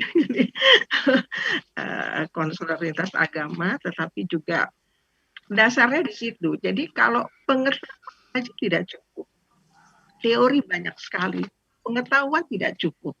Itu harus datang dari hati yang tulus dan kita memang punya needs, punya keinginan untuk membantu orang. Itu sangat penting. Jadi kalau teori-teori itu kita bisa baca. Teori itu penting. Tetapi kalau tidak ada landasan yang kuat bahwa kita memang ingin, bahwa kita tidak merasa kita dibebani oleh konseling, karena kan beragam latar belakang dengan sikap. Maaf Kak Magda. Itu kan bermacam. Maaf Kak Magda. Ya, itu aja sih. Kak Amang Marudut memang tidak ada membawa tentang teori siapapun dari tadi. Dia hanya menyampaikan bahwa konseling mengkomunikasikan kasih. Ya. Poinnya apa ya Kak Magda? Saya hanya itu saja, maksud saya membaca buku penting juga, tetapi yang number one itu your heart ya. Jadi apa yang kita mau berikan kepada orang. Tapi kita kan masyarakat Batak itu sangat kompak gitu ya. Saking kompaknya merasa urusan dia juga urusan kita gitu loh. Sebetulnya sayang juga gitu. Cuma apakah kebutuhan orang lain itu sudah kita tidak memakai standar kita, tidak menggunakan standar berpikir kita, tetapi bagaimana kita follow cara orang berpikir, kemudian bagaimana mereka merasa nyaman dengan kita. Itu saja sih Mbak Inang Sofi. Mbak Sofi boleh juga. Baik, makasih Kak Magda sharingnya. Selamat jumpa Amang Manalu, udah lama nggak ketemu. Ketemu di Zoom seksi perempuan ya Kak ya. Iya, telat nih. Makasih. Oke. Makasih saya masih menunggu partisipasi dari bapak-bapak. Saya harap ada 1 atau 2 dari bapak-bapak yang hadir untuk nanti berpartisipasi supaya Amang minimum ada kawannya sesama lelaki gitu yang bersuara. Sementara saya pergi ke Ibu Ina. Ibu Ina Tambunan tadi sudah banyak di chat. Silakan, Inang Ina.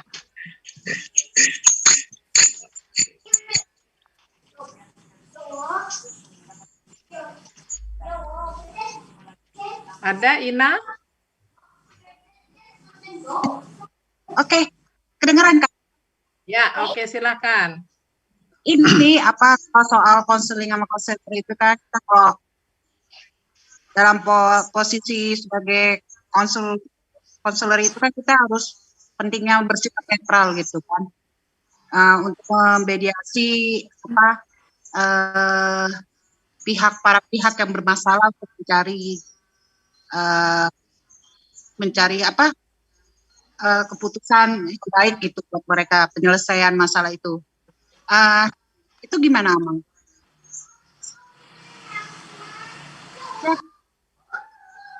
Amang Marudut di-unmute Ya, dulu, terima Amang. kasih Inang Ina Tambunan. Tapi Kakak Mars dari dulu ya. Iya. Tadi ada masukan. Terima kasih Kak Mada. Saya panggil kakak ini karena dulu kami sama-sama di GMKI dengan Asmara Nababan. Lalu beberapa kali juga ketemu di Salemba 49, markasnya itu. Jadi kami sudah lama kenal, sesama aktivis sosial, begitulah. Jadi apa yang diberikan tadi itu masukan saja, bahwa semua orang bermasalah, kita juga ada masalah, tapi paling tidak pada waktu kita melakukan pelayanan ini, kita sadar kita bebas dari masalah itu gitu. Kalau masih merasa bermasalah, seperti saya bilang di awal-awalnya, lebih baik jangan lanjut. Tunggu dulu sampai merasa oke. Memang itu yang dibilang tadi, kita ini fasilitator. Memang ada satu aspek dalam konseling ini yang disebut empowering. Dan saya lihat juga di kegiatan sosial itu empowering. Lalu mengenai lintas agama ini, saya masih bergumul, tapi ada yang saya dengar, kiranya perlu juga memahami ada namanya Kristen anonim. Dalam batinnya dia sudah Kristen, tapi dia tidak mau terang-terangan untuk mengatakan bahwa dia pengikut Kristus. Jadi misalnya Mahatma Gandhi, waktu ditanya wartawan, Mahatma, Bapak kelihatannya ini mempraktikkan ajaran Yesus, terutama aksi tanpa kekerasan, tapi kenapa kau tidak mau jadi Kristen, katanya. Ya itulah, saya sangat kagum dengan Yesus, tapi saya sangat tidak kagum dengan orang Kristen, begitu. Jadi untuk kita kalau lintas agama lah atau apa, yang perlu kita tulus kepada Tuhan, bahwa kita pengikut Yesus Kristus, lalu tulus terhadap diri sendiri, begitu. Nah, mengenai Ina Tambunan tadi, bahwa kita perlu netral, sebenarnya yang dipakai dalam istilah konseling itu empati. Jadi saya tidak larut dalam emosi orang yang saya bimbing, tapi saya bisa merdeka, begitu ya. Kalau misalnya konseling ini sedih karena mengalami pergumulan berat, dia menangis misalnya, saya tidak usah menangis, tapi saya perhatikan, oh ini sangat berat apa yang diderita, sehingga dia menangis. Jadi kita tidak pakai netral karena netral ini sepertinya tidak bisa memihak gitu, tapi dari ajaran Kristen kita kan ada namanya etika, dan itu mewarnai keberpihakan kita gitu, bukan dalam arti kita berpihak keberpihakan kita bahwa ada orang bermasalah gitu. Kalau netral itu biasanya nantilah kita bahas ini netral, tapi yang kita pakai empati. Saya memahami perasaan konsili, tapi saya tidak larut dengan perasaannya, sehingga saya bisa membimbing dia, mendampingi dia untuk keluar dari masalahnya, begitu. Itu yang bisa saya katakan, Ina Tambunan. Iya, terima kasih Amarud. Memang bagus sekali pertanyaan dari Bu Ina tadi. Itu saya ingat juga menjadi bagian dari awal kuliah Amang itu, simpati dan empati itu bedanya. Ya, Amang. Ya. Kita ditanya yang mana empati, yang mana simpati, yang bagaimana sikap yang sebagai konselor yang benar gitu. Jadi kita harus empati ya, Amang, bukan simpati. Empati, ya baik. Apakah sudah ada dari simpati blog Bapak-Bapak? Bagaimana, Amang? Simpati juga penting, karena misalnya, saya kalau memimpin acara pelepasan mayat dan saya kenal keluarga yang berduka ini, saya kadang-kadang susah menahan air mata saya. Itu tidak apa-apa, oke-oke saja. Tapi kalau saya mau lakukan konseling, saya larut. Itu tidak efektif. Malah mungkin saya yang dikonselingi. Ya, betul Amang. Jadi kalau dalam hal konseling kita harus membawakan empati itu Amang ya, bukan simpati. Empati, Nah, ya. karena sekarang sesinya konseling, jadi empati lah yang kita adakan di permukaan ya Amang. Ya, ya. Maksudnya kan ya untuk netral ke kedua belah pihak gitu kalau dalam satu masalah. Jadi kita dengar cerita itu netral, dengar cerita yang satu lagi netral gitu. Oh, ini masalahnya kalau ada dua orang yang bertikai maksudnya? Iya. Oh, bukan menghadapi seorang konseli, satu orang konseli. Atau Bisa bagaimana? juga, kita juga kan kayak kita baru bertemu dengan satu orang dan itu curhat sama kita juga harus bersikap mengosongkan diri dulu kan ya, kenal dulu supaya kita sampai tahu yang benar mana yang salah gitu kali. Oh iya, ceritanya. Iya betul. Ini ya, Maksudnya, maksud di sini adalah cek recheck Amang dari sebelah A bilangnya begini, B begini, bukan berarti A selalu benar, B juga harus dicek apa kata dia begitu kan maksudnya Amang. Berada di tengah itu maksudnya Amang. Ada respon Amang, ada komen enggak? Iya, saya kan sudah bagikan itu ibu Oh, yang datang menyerbu itu kan gitu. Jadi itu pengalaman konkret, bukan kasus yang dikarang gitu. Oke, Nan. Oke, baik, makasih. Sudah, Ina? Ibu Ina Yes, ada? makasih, Kak. Oke, Makasih, makasih. Apakah ada dari bapak-bapak? Saya ingin sekali ada penanya dari bapak-bapak dulu. Pak Dalnos Hutagalung tadi udah resign. Oh, Pak Dalnos. Oke. Kak Ida Manur nanti ada bertanya, lalu ada juga Eda Marintan dari HKBP Jambu, tapi saya serahkan ke Amang Hutagalung dulu ya. Silakan Amang Dalnos. Selamat sore untuk Amang Pendeta. Senang banget dengar membahas konseling ini ya, cukup menarik dalam dunia. Saya suaminya Inisiahan, kebetulan. Bu Juni konseling, yang tertarik saya style juga, tapi saya belum mendaftar sebetulnya. Iya, nggak apa-apa Amang. Ini dari HKBP Petojo ini. Iya betul. Ya. Selamat datang Amang. Jelas untuk saya. Iya. Jadi 2 Juni pakai laptop saya pakai HP. Jadi gini Amang, saya tertarik dengan konseling itu. Hanya yang kebetulan Amang Danos, mungkin ini bergema. Salah satu laptop atau apanya tolong dimatikan atau jaraknya jauhkan. Salah satu alatnya dikecilkan. Ya, oke. Udah saya matikan yang itu. Jadi begini mas saya, dalam proses konseling, kebetulan saya juga di dunia konselor juga, ada satu yang yang saya inginkan, bagaimana menghadapi konseling itu yang orangnya itu yang maksudnya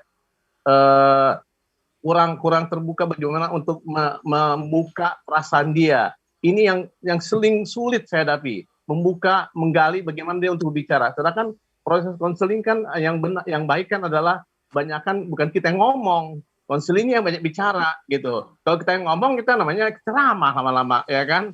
Terus kedua, berapa pengaruhnya kalau kita saling tatap muka. Karena saya pernah bertanya sama seorang adik konselor, apakah perlu kita saling tatap muka?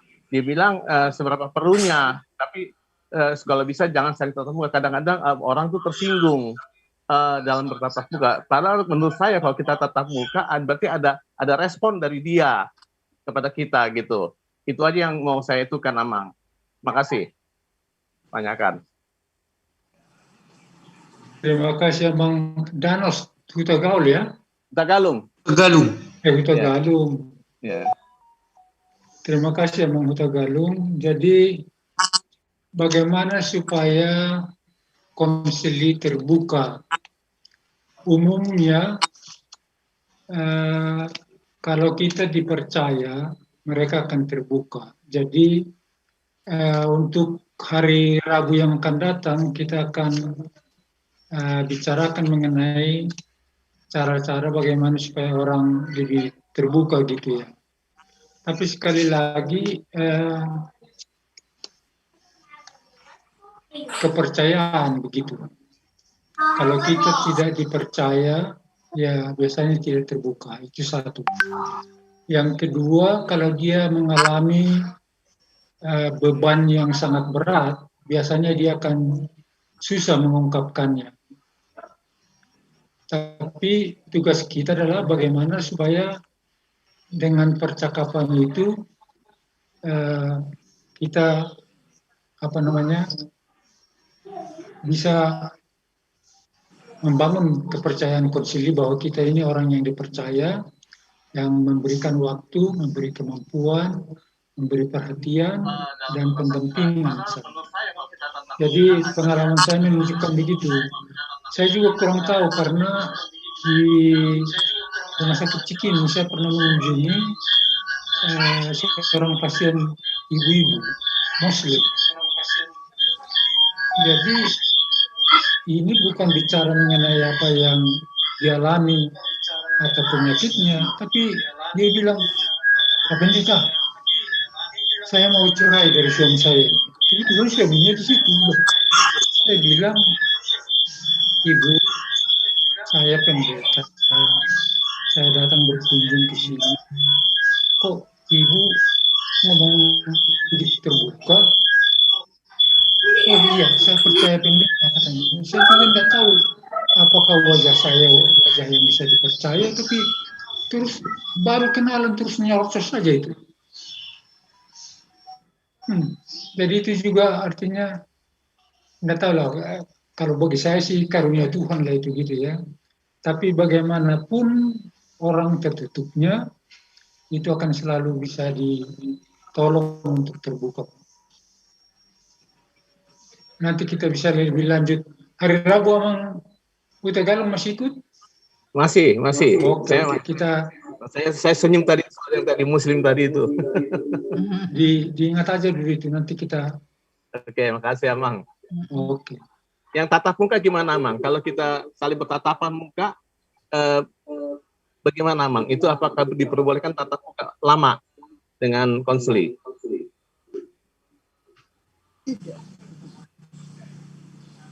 Unmute Amang. Melihat konsili lama-lama itu juga ada macam-macam penglihatannya ini. Penglihatan marah kah? Penglihatan jengkel kah? Penglihatan prihatin kah? Jadi kalau kita lihat konsili lama-lama sebenarnya penglihatan apa itu, Amang? Maksud saya kalau nunduk bagaimana Amang? Atau dia nunduk itu kan pengaruhnya. Itu kan ada satu teori mengatakan seperti itu Amang. Maksudnya gestur mungkin Amang, gestur. Gerakan tubuh atau bagaimana maksudnya Amang? Bisa seperti itulah. Enggak, yang saya pahami begini. Ada orang yang bermasalah, katakan aja seorang pemuda gitu ya. Tapi waktu dia datang ke kita, dia tunduk saja.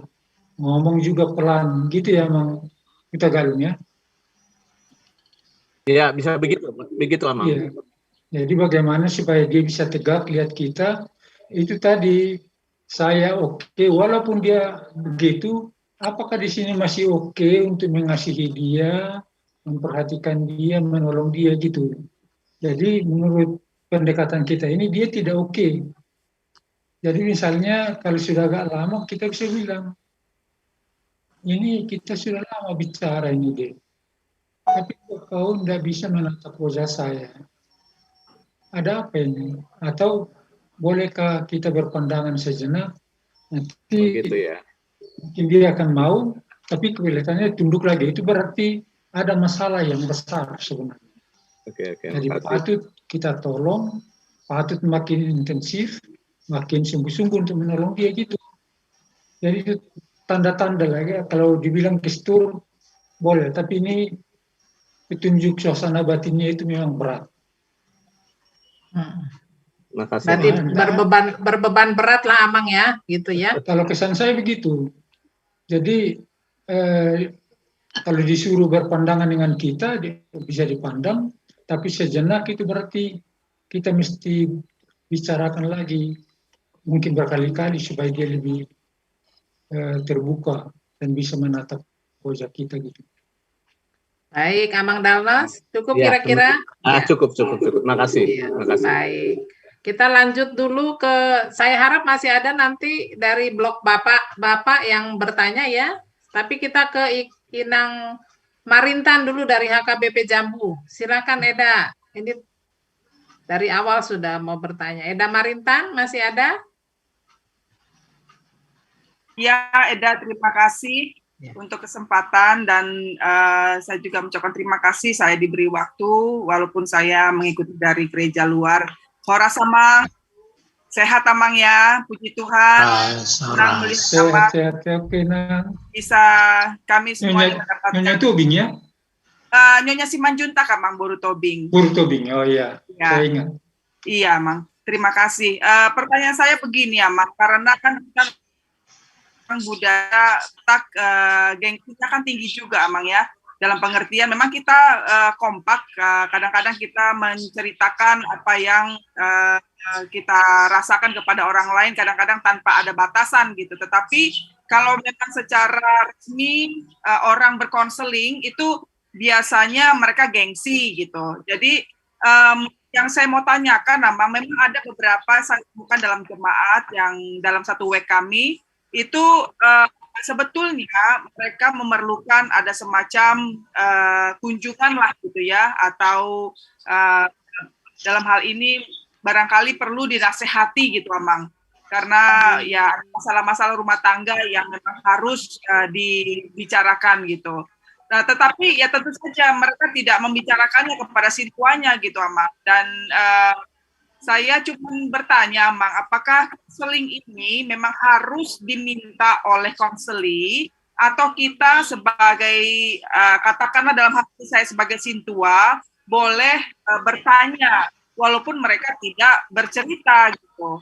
Nah, saya tentunya memang merasa bahwa mereka belum tentu bisa mempercayai saya untuk setiap masalah mereka, tetapi paling tidak saya menyediakan diri supaya mereka jikalau ingin bicara, mereka bisa bicara kepada saya gitu. Nah, itu satu Amang, bahwa apakah memang harus dari konseli yang meminta konseling itu. Yang kedua Amang, secara struktural memang di gereja kita kan tidak ada dalam pengertian penempatan konseling kepada jemaat ini dalam satu wadah tertentu yang dikenal sebagai ini adalah kumpulan konselor gitu misalnya gitu ya. Yang kita tahu kan hanya pastoral counseling yang diselenggarakan atau dilakukan oleh pendeta. Tetapi kita sebagai pelayan bukan penuh waktu atau jemaat yang barangkali punya talenta sebagai konselor, itu kan tidak mendapatkan pengakuan dalam tanda kutip yang legal lah dari gereja kita bahwa memang betul ini kita punya tim konseling misalnya seperti itu. Nah, kalau seperti ini bagaimana kita bisa pelayanan konseling kalau memang dalam tanda kutip tidak diputus oleh gereja kita untuk menjadi konseling bagi jemaat gitu. Terima kasih Amang. Itu saja pertanyaan saya. Terima kasih Nang. Jadi ini juga menurut saya, makanya saya bilang ini mengkomunikasikan kasih. Kalau kita mau mengasihi orang lain, mesti dimintakah atau memang karena kita mengasihi, kita datang? Menurut saya, ya Inang sintua kan, jadi tahulah bagaimana. Saya juga dulu pendeta di jemaat, ada yang ekstrim mesti secara organisasi, ada yang memang agak rileks, tapi menurut saya ada bandul bergerak. antara struktur dengan roh gitu. Kalau pelayanan itu jangan diikat lah. Kalau saya mau melayani orang lain karena saya mengasihi dia, ya oke. Tapi apakah perlu misalnya unit konseling? Menurut saya sangat penting. Sangat-sangat penting. Kawan saya itu yang saya bilang pendeta senior, konselor yang sangat mumpuni, dia bilang Martin Luther itu bisa menggerakkan reformasi karena dia dibantu oleh seorang pendeta konselor.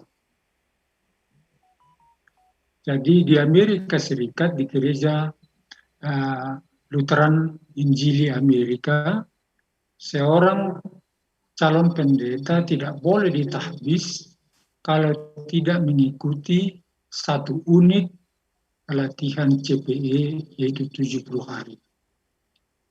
Jadi itu artinya bahwa pelayanan ini sangat penting. Jadi strukturnya kita di percakapan ini susah kita bicara struktur karena itu sudah menyangkut lebih pada polisi di gereja begitu. Ini lebih pada kualitas kita sebagai warga jemaat yang melayani sesama dalam mengasihi begitu. Lalu itu yang saya dapat. Jadi ini salah satu contoh, masih bisa ya.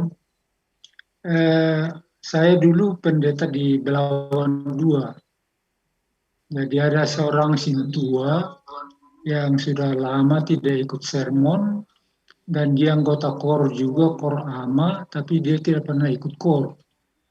Lalu kami dapat info dari keluarga bahwa Amang ini minum di Lapotuak.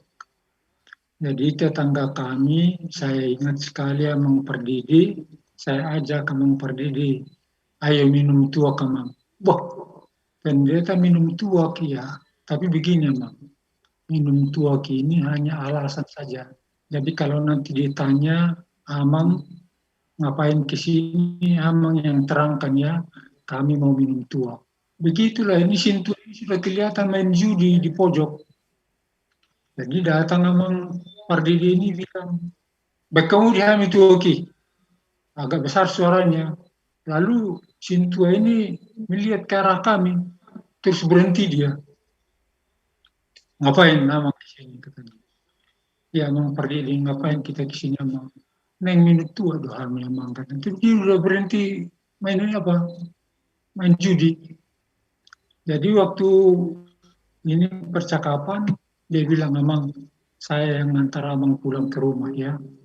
Oh oke, baik Amang. Oke Amang Pardidi ya. Jadi kita pisah, saya dengan Amang Sintu ini aja nanti pulang ke rumah. Jadi di mobil dia tanya, jujur dulu Amang. Apa sih makanya Amang datang ke Lapo itu? Iya, Amang kan sudah lama tidak ikut sermon. Amang sudah lama tidak ikut latihan KOR. Oh ya Amang, sekali setelah saya pindah dari Belawan, kami ketemu di satu tempat, senyum-senyum Amang ini. Menurut saya senyum yang menyejukkan begitu. Jadi banyak cara kalau kita mengasihi dan ada keterampilan konseling ini, banyak sekali cara-cara yang bisa kita lakukan sehingga warga jemaat itu makin tertarik. Begitu Inang Nyonya Tobing Bursmajuntak ya. Balik Amang. Balik lagi. Baru Tobing. Ya, berarti memang ya istilahnya kalau kita memang tergerak ingin menolong dia, kita boleh menyapa hanya say how are you aja dulu gitu Amang ya. Lalu kalau memang dia terbuka dan dia mau bercerita, kemudian kita bisa melanjutkan dari situ gitu. Ya Mang. Ya, selama ini saya hanya sedikit takut dalam pengertian jangan sampai saya melewati dari wewenang saya begitu. Melihatnya Mang. Kata orang bilang. Iya Mang. Jadi dibilang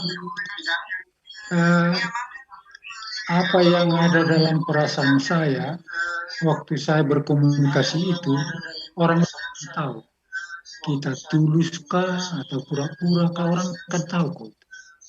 Dan terutama Tuhan ada di atas kita yang tahu. Jadi jangan takut untuk mengasihinya. Itu di 1 Yohanes juga tuh ya. Dalam kasih tidak ada ketakutan gitu ya. Menurut saya hebat sekali Tuhan kita ini memberikan firman kepada kita. Mulai tenang. Mulai Mang. Makasih ada Sofia. Terima kasih ada Marintan. Kalau boleh saya tambahkan, sebetulnya kita memiliki keterampilan konseling. Kalau memang di gereja kita belum diberdayakan, kita juga bisa lakukan di mana saja, Amang ya.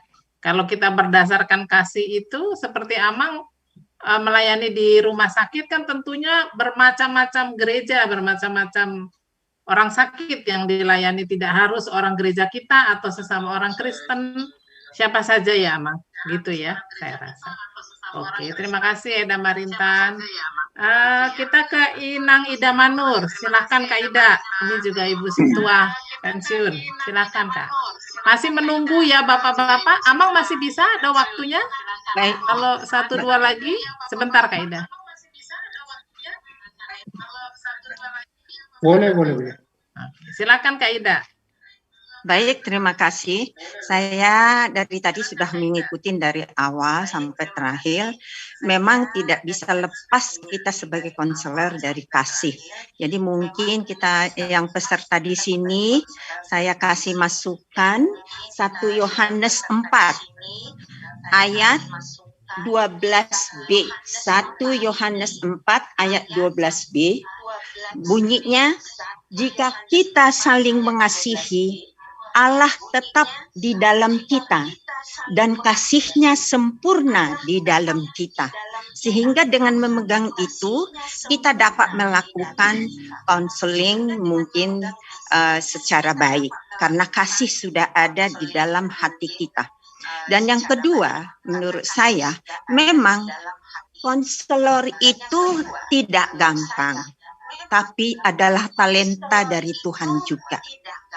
Yang ketiga, mungkin kursus kita ini yang tanggal 10 dan 17, mungkin nanti lebih tepat kita judul konseling pastoral praktis. Itu barangkali Ibu Sofi yang bisa saya kasih masukan, hanya kasih masukan aja karena aku juga sudah sering mengikuti seperti ini.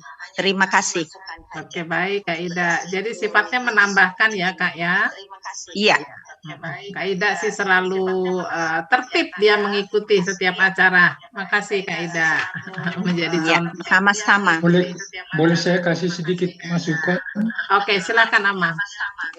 Jadi ini Inang Ida, saya sudah bicara dengan Ibu Inang Sofia karena kuliah di Duren Sawit sudah selesai. Saya bilang, Inang, bagaimana kalau kita ketemu 10 orang teratur di Duren Sawit gitu, tapi COVID datang sehingga tidak lanjut gitu. Jadi sebenarnya dengan kita yang sudah tua ini, saya Inang Ida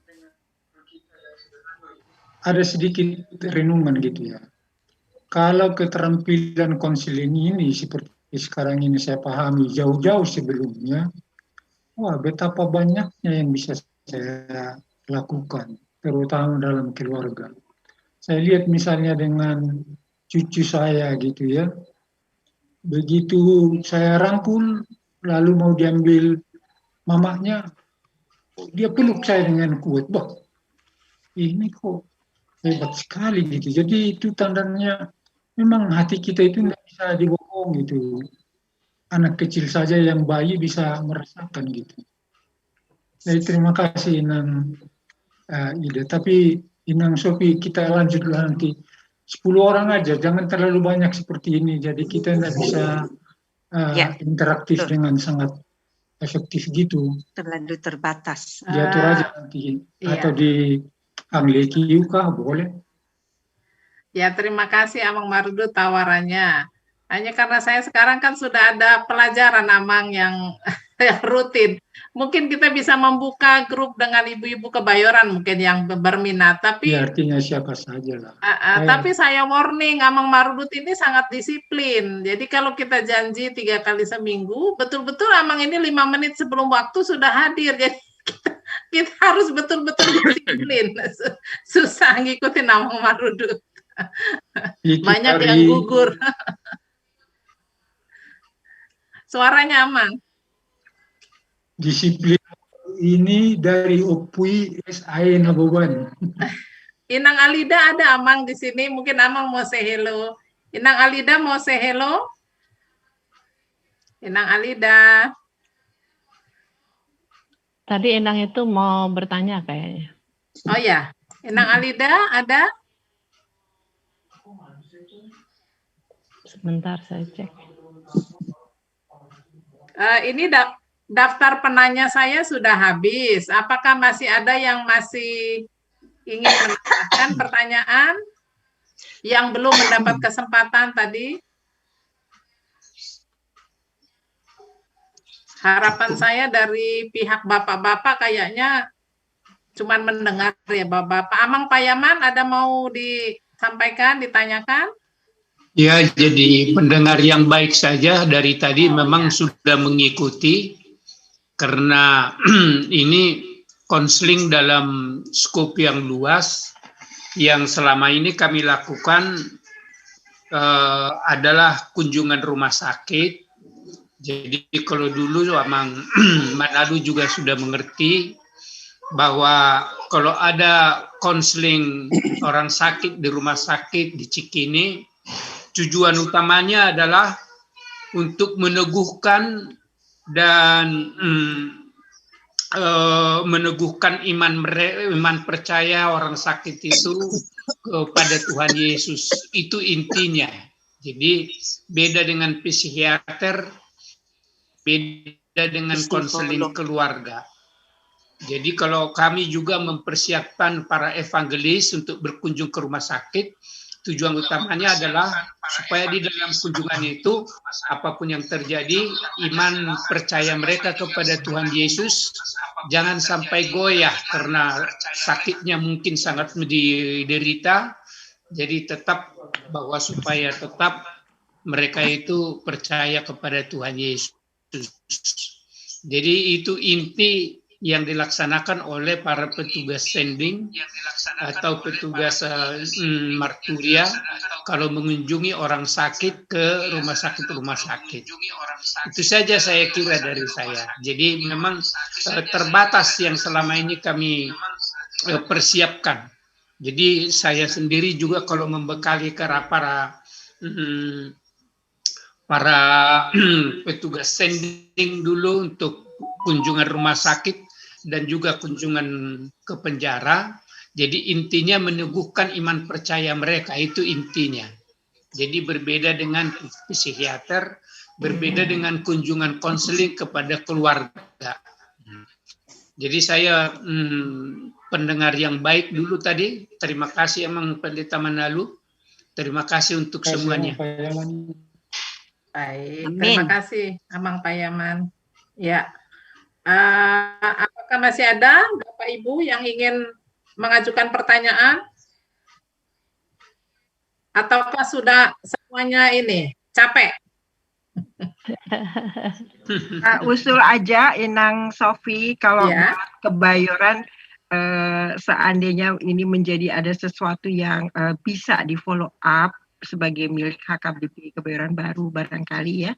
Ada grup konseling, tetapi tentu harus dibekali dengan pelatihan juga dengan exercising gitu ya, gitu. Iya, betul Kak, betul. Mungkin nanti kita bisa bicarakan dengan apa Amang Pendeta ya, dengan pendeta resort kita. Sebetulnya di sini ada juga Ketua Dewan Koinonia dan Ketua Dewan Diakonia ini. Ini karena kami kerjasama 2 dewan Amang. Mungkin Bapak Dewan, Ibu Dewannya mau menambahkan? Ibu Situa Rumondang, Amang Leo? Mungkin saya tunggu ya. Tadi dari Eda Anita masih ada mau yang ditambahkan. Eda Anita dulu tadi ada yang mau ditambahkan, Eda. Setelah itu mungkin Bapak Ibu Dewan. Ya, Amang Pendeta, kalau yang saya dapatkan dulu dari pelajaran konseling adalah dari pelajaran konseling yang dulu saya pernah ikuti, bahwa tujuan akhir dari konseling adalah selalu membantu Cornelia agar dapat menolong dirinya sendiri.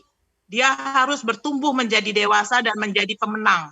Karena pada akhirnya kita ini kan bukan psikiater, bukan psikolog ya, dan bukan profesional banget. Kita kan hanya membantu dari segi iman Kristen. Seperti sekarang saat ini yang saya lagi alami, saya nggak ada teman. Dia lagi kepingin cerai dengan suaminya karena 24 tahun katanya dipukulin suaminya terus. Dan sehingga dia nangis-nangis bertemu sama saya, dan saya mengajak dia berdoa setiap jam 12 malam. Kami sama-sama berdoa lewat telepon. Kita doakan nama suaminya kita sebut. Itu terus berkesinambungan sudah 2 bulan ini. Jadi dia rutin melapor, dan saya juga rutin nanya udah bagaimana perkembangan dalam rumah tanggamu, udah gimana gitu kan. Dia merasa nyaman, dan memang kita harus pegang rahasia, nggak boleh cerita sama siapapun. Dan dia bilang suaminya sih sudah mulai baik sama dia, tapi yang sekarang ada permasalahan baru di balik setiap pertengkaran itu rupanya membuat akar kepahitan sama anak mereka yang paling besar, sehingga anaknya menjadi tidak tertarik sama laki-laki karena dianggap semua laki-laki seperti bapaknya jahatnya. Jadi kalau udah sampai ke situ saya juga nggak bisa terlalu sok pintar ya, Mang ya. Akhirnya saya bilang, saya arahkan kalau untuk masalah anakmu sebaiknya dibawa ke psikolog. Saya bilang seperti itu, tapi jangan sampai pernah punya pikiran bercerai. Saya bilang begitu. Ya saya cuman ajak dia berdoa dan berusaha untuk menguatkan dia, itu aja sih, Amang. Ada mau direspon, Amang? Ya, ini apa namanya, jadi special case. Saya makin sadar bahwa kesejahteraan hati ini, terutama karena kita beriman kepada Yesus Kristus, sangat penting. Jadi ini anak perempuan lainnya, Inang Anita bilang itu ya. Jadi apa namanya, tidak suka kepada laki-laki, sebenarnya itu reaksi terhadap perlakuan bapaknya gitu, dan itu tidak baik gitu ya. Nah, ini juga menarik bagi saya dan tantangan, apakah ada yang lebih baik dilakukan daripada berdoa tiap malam, tengah malam gitu. Ini pertanyaan untuk renungan kita aja. Apakah ada yang lebih baik dilakukan selain berdoa tengah malam? Sudah masuk.